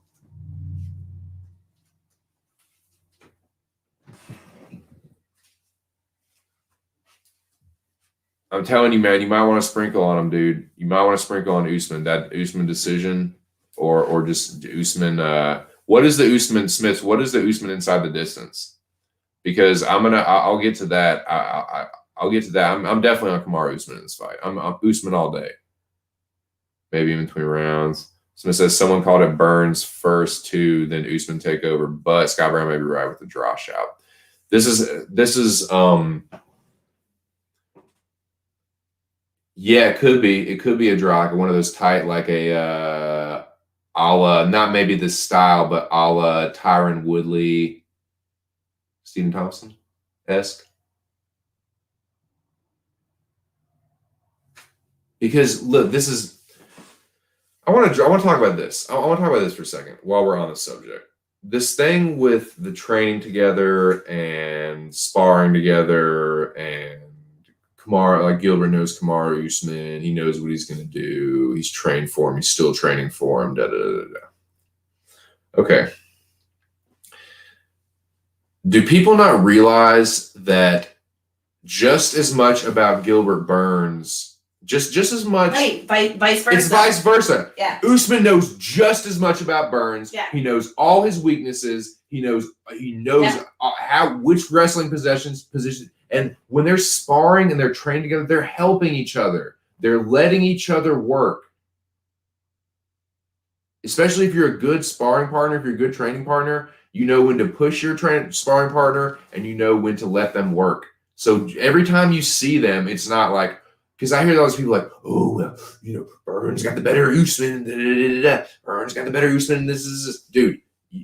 There have been, I'm sure there's times that Usman has dominated Burns in grappling and dude, there's footage, man. There's footage of Michael Chandler putting Gilbert Burns in a fucking rear naked choke and Burns tapping and having to let go. It's at ATT. It's like that shit happens in training all the time. It's training. So people are like, oh, well, that's all. Gilbert Burns, he's Usman training. He knows what he's going to do. Yeah. Usman knows what Gilbert Burns is going to do too.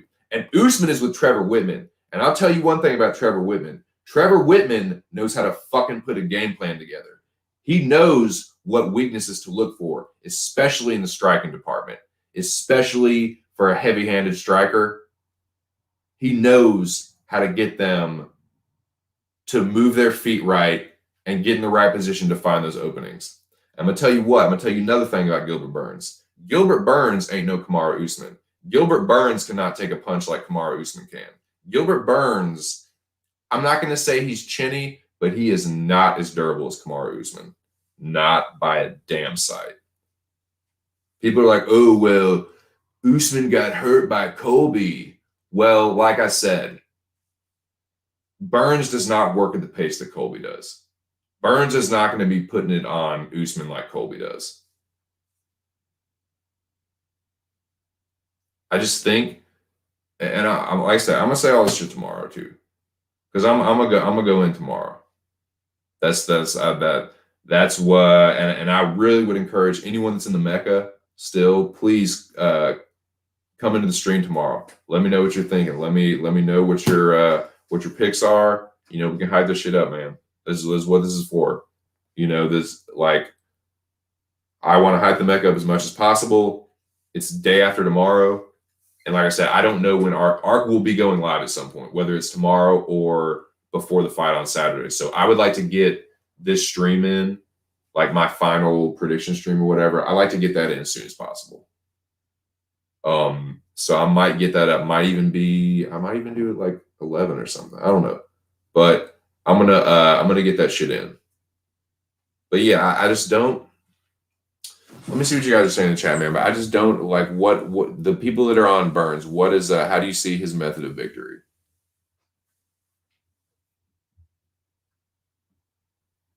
Oh yeah, he's got a beard on him, dude. Usman is very fucking durable. Usman is huge, dude. Like, I saw a comment on one. Shout out to the guys at Fight Night Picks. I think they're both, Matt and Craig are both on Burns. And I think if you're on Burns, the argument is that he's a good striker, and he is a good striker. He's improved a lot, man. Like, Henry Hooft will get your hands nice, but Kamaru Usman has been trained by Henry Hooft too, and Kamaru Usman's now being trained by Trevor Whitman. But I digress. Burns has a nasty check left hook. It's nasty. It's crispy. I would think if you're Henry Hooft, you're looking to plant that left hook, like you're either looking to come over the top, like slip the right hand to the inside and come right over the top with it, kind of like an overhand, like an overhand hook, or you like you slip the jab to like the outside and kind of like a check hook like that. But that's what I would look to. I would look for him to try and land that left hook, to counter Usman somehow and land the left hook, because I think that's his most direct path to victory. Land the left hook or some other punch, hurt Usman, and then pounce on him and snatch the sub before he has a chance to fucking even get his head straight. It could happen. I'm not like, I'm pretty damn certain that Usman is going to win, but I'm not 100% certain. I'm not 100% certain of any fucking fight. No way. No way, Jose. But I'm going to say I'm a solid 80% certain that Usman's going to win. I give Gilbert Burns a 20% chance. And it's the chance of, and he could, man, because he has a nice left hook, and Usman, you know, he can be hit. He's not like he's like a defensive master, but he's tough, man. He's tough. I think Woodley hits harder than Burns, to be honest with you. Or just as hard, you know. He ate shots from Woodley. And that was Woodley, like, everyone's like, well, you know, that's so funny, man. It's so funny because I don't know if you guys remember when Kamaru Usman beat Tyron Woodley, everyone tried to shit on that. Everyone tried to shit on that win.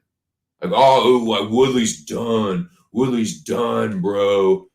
But then Gilbert Burns beats him, and it's like, did you see what Gilbert Burns did to Woodley? It's like, that's an even further diminished, an even further unconfident, that's an even just older, slower. Dude, that's another thing. Gilbert Burns has been scavenging off Kamaru Usman's leftovers. He's literally just been and I've said this before, the carcasses that Usman is leaving in his wake, like Burns is just sitting on this fucking like old like deadwood tree, and as soon as Usman like goes on down the road, Burns like flies out of that tree and starts picking on the carrion. Like he's just literally like going right after Usman's leftovers. And I don't see it, boys. I don't see Gilbert Burns winning this fight unless he catches Usman with a hook. And I give him a 20% chance to do that. But yeah, and I'll give you my official like prediction and like a specific prediction. But let me see what you guys are saying, man.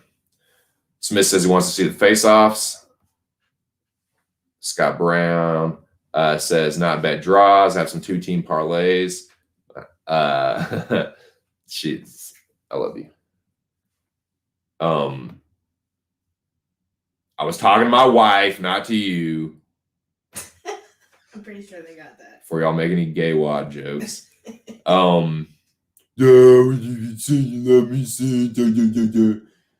maybe I do love you, Braj, as online friends. Can we not love each other as friends? Is that so weird, boys? Can we not just be friends? You're such a hippie. I know, dude. Can we not just be like chill? It doesn't have to be like a gay love. It can just be like a friendship love, man. Like, I don't know why it has to be weird. I'm going to sprinkle the draw now that Scott's Brown's advice. Your advice is golden. Shout out to the general, Alex Ramirez. Salute to Wrench Ramirez in this chat, man. I hope he wins this whole fucking mecca. Alex would like your thoughts on Jillian Robertson and Miranda Maverick. Now, right. Savage versus Maverick. Savage versus Maverick, right?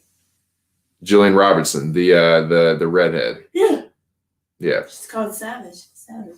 Is that her nickname? Yeah. Oh shit. So that's a tight that's nice. That's a tight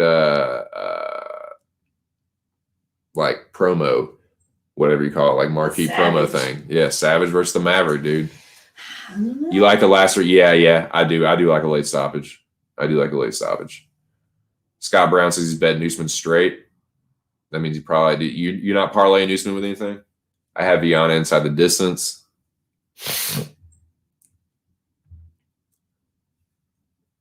20-1, 28-1 to get the finish since last 2 rounds. Shit, I'll sprinkle a little if the bankroll is high enough. Why not a little sprinkle, man? Why not a little sprinkle? But hey, don't tell me. Tell me you're at your own peril. Tell me if you want to die penniless. But no, I'm just joking, man. But yeah, I like Usman to get a late stoppage because I don't think that like Usman is training at altitude. Usman is durable. I think he's just. I think Burns is gonna gas, and I think he's gonna put him away. Lightning's still down 1-0. Oh, Scott Brown says it's Lightning. I can't remember what happened on the Knights the other night. Yeah, Orlando Magic is not doing good, boys. But what are the fucking Knights doing? I think we came back and beat. We're 8-1, so we're having a good season so far.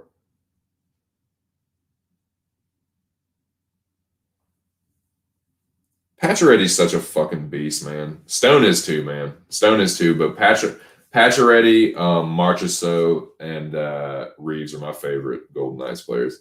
But and I mean Fleury is a nasty fucking a nasty keeper.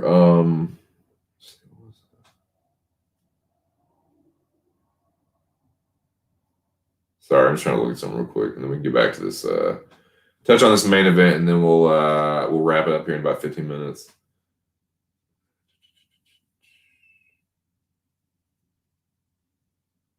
Yeah, we did. We came back and beat Anaheim 5-4. Beat the Kings man. We're just a couple close games. In a row. But yeah, so far so good. Standings. I mean, we're first in the West. So that's another thing that I'm like, it's kind of confusing me is like the whole points thing. because St. Louis has a better record than us. Like they, well, no, they don't. Never mind. I'm looking at something else. Yeah, we're 8-1. Yeah, never mind. I was looking at something else. See, I don't even know how to read the shit. I'm definitely a casual NHL fan. But yeah, we're 8-1. St. Louis is 7-4. But yeah, so yeah, I just don't like that. I think Burns just has to land the left hook somehow. If he can do that, then yeah, he can. Because that's the thing, and it might not even be that, but if he can somehow hurt Usman, I mean, a finish is definitely possible because he's so dangerous with the like.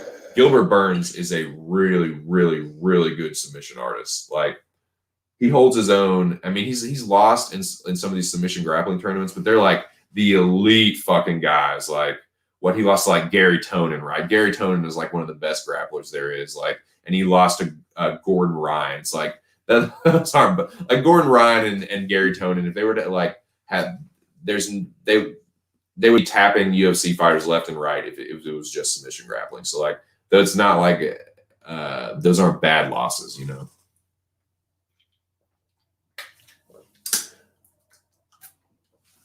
The point I'm making is, hold on a second, boys.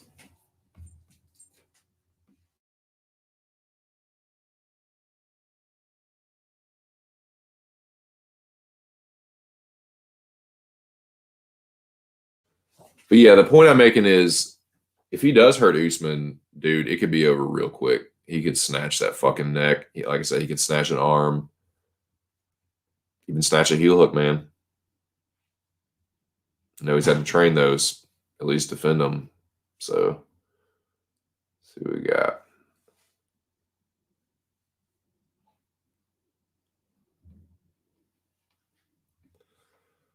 Alex says the factors they know how each other moves will cause time to pass by quickly. The fight will end in a decision. They both know each other too well, and that's the thing where I think Usman can maybe have an advantage because he's going to be with Whitman, man. And Whitman, I'm telling you, dude. I mean, I know I'm biased. Gaethje's my favorite fighter, my favorite active fighter. Lyoto Sensei is my favorite fighter of all time, but active fighter is Gaethje. So yeah, I'm biased with the Whitman thing, but Whitman is good at coming up with a game plan. He's really fucking good at coming up with a game plan, and yeah, they're going to have a game plan for Gilbert Burns because the advantage is, yes, Hooft knows Usman incredibly well. Incredibly well. They know what his tendencies are. But like I said, Usman knows Burns too. And what they don't know, the X factor is the game plan that Whitman is going to come up with. That's what they don't know. They're not going to be knowing that shit. They know what he was like at 365 or whatever. I don't even know if he was at Sanford. I guess he was at Sanford before he went to Elevation or whatever. But, dude, he's going to be training in altitude. And he's going to be training with a mad scientist striking coach. And Usman is coachable in the striking, dude. Usman's striking noticeably improved under Henry Hooft. There's a chance it could improve even further. Chance. I'm not saying it could, you know, because sometimes those things can be tricky, like especially if it's the first fight with a new coach. You don't know how that can go, man. It can kind of take a little time sometimes to takes a little time sometimes. Well, there's some fucking like pop song back in the day, but you get your feet back on the ground. But yeah, sometimes it takes a little bit to get acclimated to a new coach, it seems, for some of the fighters. But Usman is a smart guy. He seems to absorb knowledge very well, and Trevor Whitman is good at coming up with a game plan. And I like Usman a lot in this fight. I think Usman is going to hurt him, man. I think he's going to weather any kind of storm. He knows Burns really well, and there's going to be. I'm sure they're cooking up a game plan, but Usman could be switching up the script in this one a little bit. So don't be surprised if Usman has, you know, a couple tricks up his sleeve, if his footwork looks a little bit better, perhaps. It takes a little while to work on, but look, he's been with Whitman already longer than he would have been had they fought back whenever they were going to the first time. He's already been with Trevor and them like extra time now. So that's even more time for them to get used to each other, get used to his coaching methods, more time to download, more time to game plan. So everyone that's saying is, with more time for Gilbert to prepare, it is like same thing for Usman. Think Kamaru Usman doesn't know Gilbert Burns' tendencies and weaknesses? Come on, man. He's a champion. He's a fucking champion. And I'm sure, I guarantee you, some of the sparring sessions, he was letting Gilbert work. He's a champion, man. He's not trying to no, man. Come on. Burns, I'm telling you, dude. Gilbert Burns is not some fucking like iron chin dude, man. Woodley cracked him with a couple good shots. Usman's going to hit him with a lot more. Usman is going to hit Gilbert Burns a lot more than Tyron Woodley did. A lot more. A fucking lot more. Sometimes it happens, bro. I know it's difficult, man. Yeah, exactly. Tail at your own risk. Tail at your own fucking peril. Every man is responsible for his own bankroll. Every man is responsible for his own destiny and his own bankroll. Yeah, exactly. Yep. Burns is 10 times a tougher fight for Usman than Horowitz, and yet the majority are picking Usman to win decisively. Yeah, like Masvidal, I think Masvidal is a better striker than Gilbert Burns. Like Gilbert Burns has gotten better, but like look at who he knocked out old Damian Maia, man. Like that's his most like noteworthy knockout. And that's like one of his only knockouts in the UFC. He's not some fucking like drop you dead power puncher. Like he beat a shell of Woodley and he knocked out old Damian Maia. Dude, Usman ain't going nowhere, man. Usman ain't going nowhere. I know, and some people hate it because he's cringy on the mic and he's annoying, and I know all those things are true. Hey, it's the fat kid shit in our pool. Yeah, that's right, you fucking losers. All those things are true. He's annoying, man. I know he's cringy, but he good. He real good. He can win this fight. He's gonna fuck Gilbert Burns up. Jack knows, man. Snoozeman, fake newsman, all those things are true. He's good, though. He's good. Honestly, him cutting to 170 is like his biggest challenge. Because I guarantee you, Kamaru Usman is every bit of 200 pounds when he walks in that fucking octagon. 200 pounds of solid fucking muscle. And the motherfucker does not get tired. And when he gets tired, he just keeps working. The dude is the Terminator in that way. And there's a Terminator's only knockouts. I don't mean like that. I mean, he never stops moving forward. His style of fighting is Terminator style. Constantly moving forward, undeterred, press you against the fence, punch you, kick you, nonstop, can't take him down, will outwork you. It will outwork anybody in the division. Yes. I'm an Usman fanboy. I don't give a shit. I said it. I'm an Usman fanboy. I love that people hate him so much, man. I love it. I can respect, dude, I can separate the art from the artist sometimes with these, man. Yeah, I respect how dominant he is in the cage. People get mad about Usman because he beats fighters that they like in a way that they are like, it's like a consolation prize for them. Well, he did it, but it was so boring and he's so lame. And it's the only thing you can look to find. It's like, yeah, but he still won. He still clearly won. Your boy couldn't do it. He pushed your boy against the cage. You couldn't do anything about it. So what do you, yeah.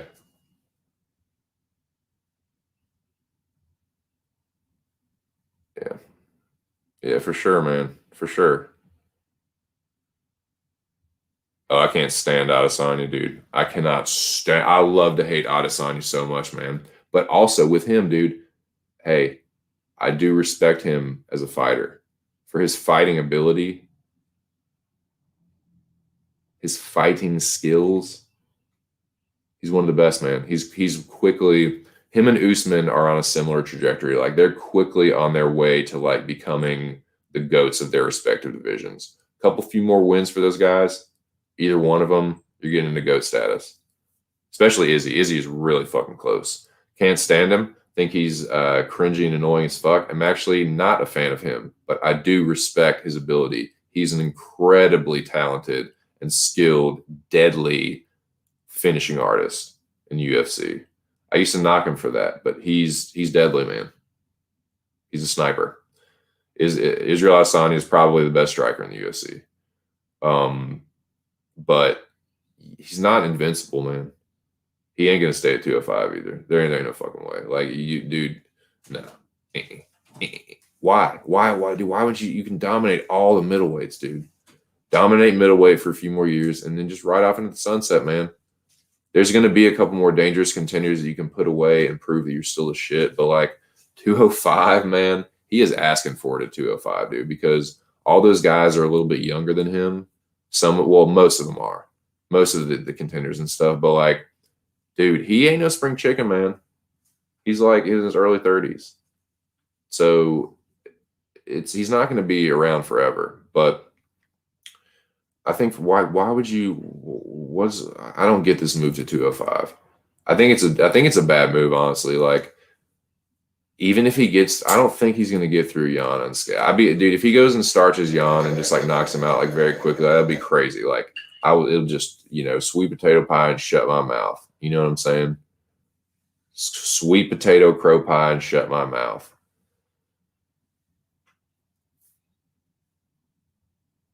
Yeah, totally. Like, no, I'm actually an Usman fan. Like, I used to be like that with Usman, and I was like, I respected the dude, but I was like, man, I actually like I actually fuck with Usman now.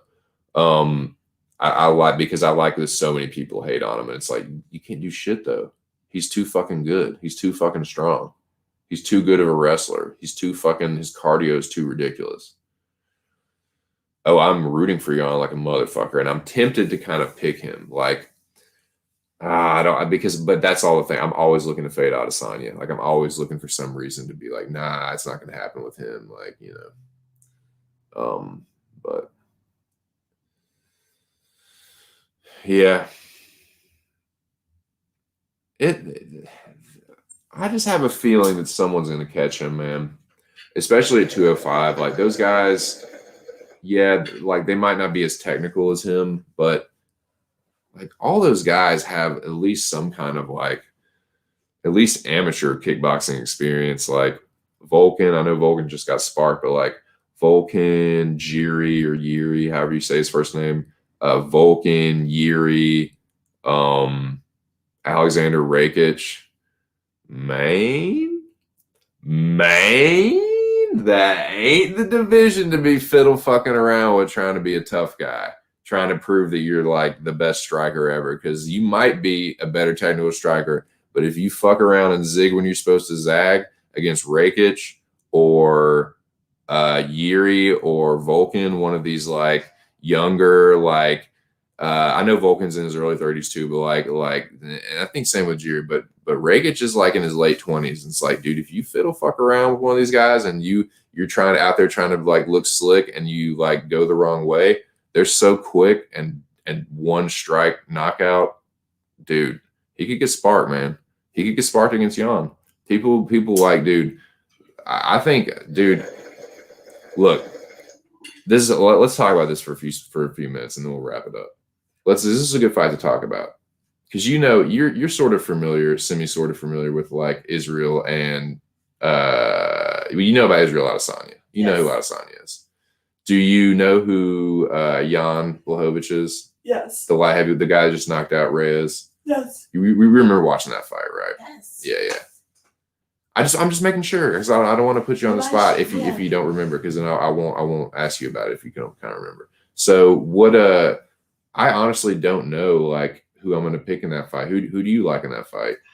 Without taping it or anything, or without looking at any. I don't know. I think it's a hard one.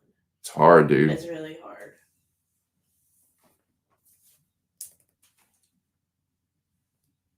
Yeah, it was like, look, Adesanya is definitely, he's going to be faster. He's gonna be more technical. He's has more weapons. Fucking Jan hits hard though, man. He really does punch hard, and he's dude on the ground too. Oh, if Adesanya does have good takedown defense, but if it hits the ground, Adesanya's gonna get choked. He's gonna get choked or he's gonna get fucking ground and pound smashed because Jan is a legit fucking black belt. And not only is he like a black belt on paper, but he has fucking submission wins in the UFC too. Like Jan will fucking choke your ass out. And he's strong and big. If he gets on top of Adesanya, it is over. It is a wrap, boys. So Adesanya fans, I've been seeing like all these Adesanya fans are just so fucking confident that he's going to take care of Jan Blachowicz, and they might be right, man. They might be just throwing crow in my fucking face because it's been happening for a while, man. I've gotten used to it. I've gotten used to eating crow with Adesanya, but I'll tell you what, I did know he was going to knock out Robert Whittaker. You can go back and check that. I did pick him to beat Robert Whittaker, but I fade him a lot, and I get burned, and I have to eat crow. But and I've gotten used to the taste of Adesanya crow. But I'm telling you, man, 205, dude, if I was his manager, like, dude, okay, you can take this one, but we are not staying here. We're taking this one. We're seeing how it goes. There's no shame in you losing to Jan because he's the champion. So that's not a bad look, but you do not want to stay around and test the waters and just kind of see how you do at 205 because that division is getting younger and more dangerous by the second. And I just don't think that that's 205 is the one. I don't think 205 is the one to fuck with. If I was him, dude, unless he has a problem making middleweight, why wouldn't you just stay there and just you're so much better than all these middleweights. Like, why would you risk? Like, you can be technically better than these guys at 205, and they're still so fast and strong and hit so hard. It might not matter, dude. It might not fuck. Adesanya is not some iron chin guy, dude. He got dropped by Gastelum. He got sparked out cold by Pereira. He got buzzed by fucking Derek Brunson. He can be hurt and knocked out. I've seen it happen before. And everyone's like, oh, dude, Alex Pereira. No one hits harder than Alex Pereira. Alex Pereira hits harder than Francis. He's the hardest hitting kickboxer that's ever lived. Alex Pereira is this and that and the third. It's like, no, dude, he's not. Alex Pereira has lost fights before. Alex Pereira has been knocked out before. Alex Pereira has been knocked out a couple times before. So people think that, like, because he lost to Alex Pereira, that's like, oh, well, he lost to some undefeated, like, best kickboxer that's ever been. No. Alex Pereira is a great kickboxer. He was champion. He was middleweight champion. But dude has been fucked up before. Alex Pereira has been fucked up and knocked out before. So Adesanya can be fucked up and knocked out too. And I'm telling you, man, if it goes up there, he better be fucking dialed in. That is not, dude, 205 is not the division for. He can go up there and stop. He can style on Derek Brunson and old ass Anderson Silva, but 205 is not the division to go out and style and showboat, or he's going to end up just like the Alex Pereira fight. For real.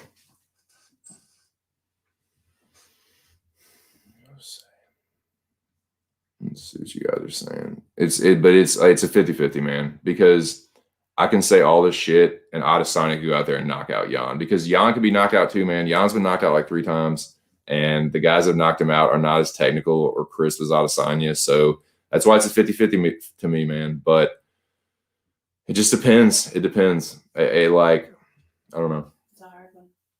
I do too, Jack. I really do, man. Yeah, it is, man.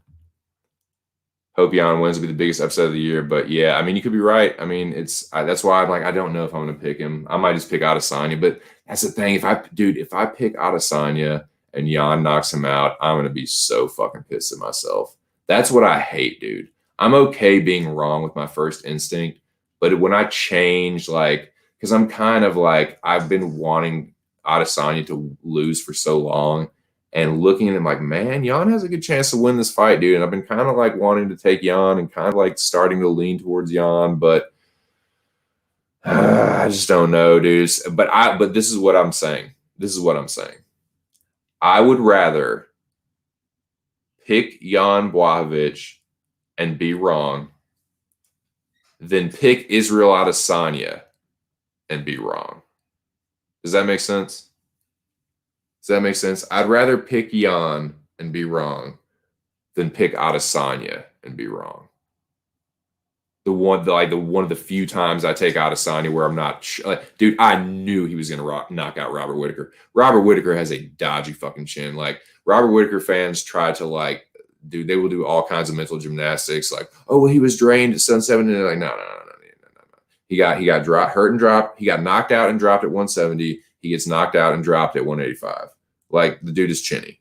And so I knew he was gonna fucking smoke Whittaker. I said it the other day, Yoel Romero, Soldier of God, has overrated power. He couldn't put away Robert Whittaker. Like, Robert Whittaker is chinny, man. He gets dropped in every fucking fight he's in.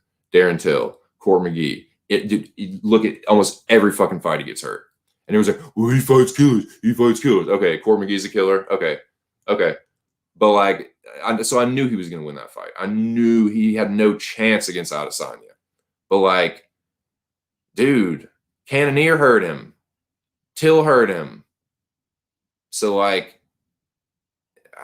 just Adesanya, there's certain fights that I know he's going to win, but dude, I don't know about this one, man. Jan's different than Robert Whittaker. Jan ain't no fucking Robert Whittaker, dude. I know he's been knocked out a couple times himself, but knocked out by some fucking heavy, like Thiago Santos damn near knocked out John Jones, who has an iron chin. Thiago Santos is a bad motherfucker. So, yeah, just because he got knocked out by Thiago Santos doesn't necessarily mean he's going to get knocked out by Adesanya. That's all I'll say. Like, but, well, let me read some more comments and then I'll wrap it up. See what you guys are saying. Get to the end of this. Yep. Oh, about Usman. Yeah. I agree, Jack. Yep, I agree. He is one guy that lived up to the Rogan hype. It's a mixed bag with the Rogan hype trains, but Jack says he has Jan. I might be right there with you, Jackie boy. We might be praying to the same MMA god there, my friend. We'll die on the hill forever fading Izzy Hill. Yeah, I might, dude. Yep, I might be there. I've been doing it for a while.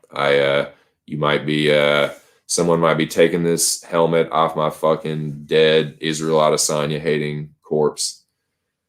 Right, I know it. I mean, the armor will be fine, but my body will be charred inside. It'll be the I hate Israel Adesanya, and I will always pick against him. Me and Jack will be dead on that fucking hill. I'm not going to fade him versus Jan. I don't blame you, man. It's tough because Jan, it will be slower. He has been knocked out. Adesanya is such a good striker, but yeah, I know, man. I'm kind of a glutton for punishment with picking against Adesanya. Yeah, like Mayweather, but not as good with Chin. Yeah, for sure. I hope Jan wins. Yeah, sorry, I read some of these. My fault. Yep, I'm one of them. I'm definitely an Adesanya fade. I'm an Adesanya hater. Maybe wrestlers submit him. Adesanya has Aldo takedown defense. He does have good takedown defense. He does have really good takedown defense. But all it takes is one. And Jan could hurt him and then find his way on top. If he does, though, dude, it could only take one. It's not like, dude, Jan is a good black belt. Jan is a legit MMA fucking black belt. Polish power, I want him to, man. He has a good chance. It's a 50-50 me. It really is a 50-50. So I don't really feel bad about taking Jan in that spot. Like, I don't. Adesanya's like Teofimo now they back up their talk. Yeah. He has been. I want Teofimo to fight Tank, though. Fight my dude, Tank Davis. Jan's been making a name, murking middleweights. It's true. Adesanya has, same thing. Same as Adesanya. Yeah, and I mean, Jan has definitely been beaten and knocked out and out wrestled and shit, but like, yeah.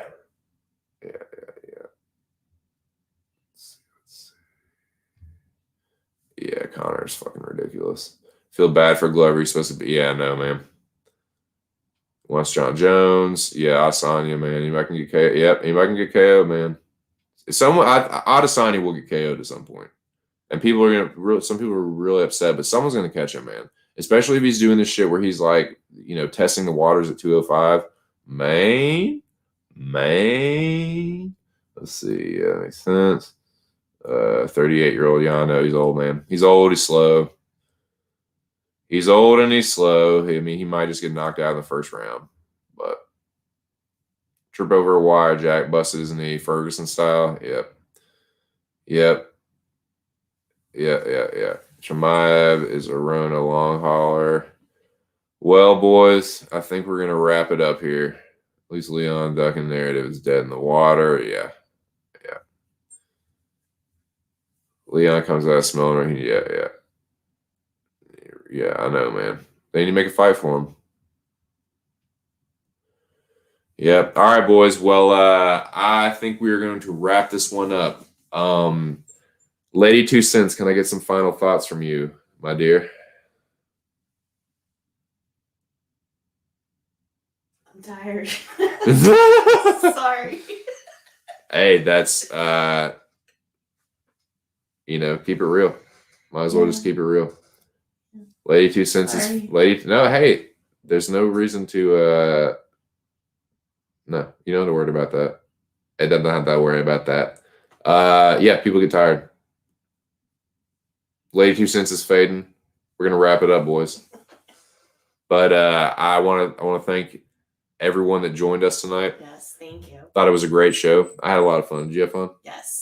Yeah, it was a good time, man. We'll do it again next week. But yeah, it was some good topics, boys. I like this. We talked about some different shit, man. Talk about some conspiracies, the fights. It was good, man. It was a good time. But yeah, Jay Shuggy, my dude. Yeah, check out the rearnakedmma.com coming soon. Smith's MMA Betting, check him out on YouTube. Check out my dude Jack Attack MMA on YouTube. Scott Brown, appreciate you coming through. The General Alex Wrench Mirez, as always. Alex, good luck. I will be doing a Mecha stream tomorrow, a Mecha Hype stream, and I might be getting after it early, boys. So be on the lookout for that. I'll put out the notification. I will drop it in the Arkham Dome chat. Shout out to Alex Ramirez. Shout out to the rabid dog, Mr. Arkansas. Go subscribe to Mr. Arkansas if you are not privy. But yeah, appreciate you guys, man. Bo Jackson, appreciate you coming through, bro. Yep, Smith, Shuggy, Scott Brown, Jackie Boy. Appreciate you guys, man. Even Justin Jr., he came through too. But yeah, Alex, man, pulling for you, bro. But yeah, shout out to my dude Boston Nick. Shout out to Big Show Picks. You can check both of those guys out. You can find them both over at Pub Sports Radio, Pub Sports Network. If you are interested in any kind of betting action, betting advice, they give it out there for free, boys, and it is damn good advice. I see them cash every fucking day almost. So yeah, Pub Sports Radio, Pub Sports Network. Big shout out to the rabid dog, Mr. Arkansas. Shout out to everyone that joined us. For Lady TwoCents, this is just my 2 cents. I appreciate you guys. I will be back tomorrow, and I hope to see y'all then. Thanks again, boys. Peace.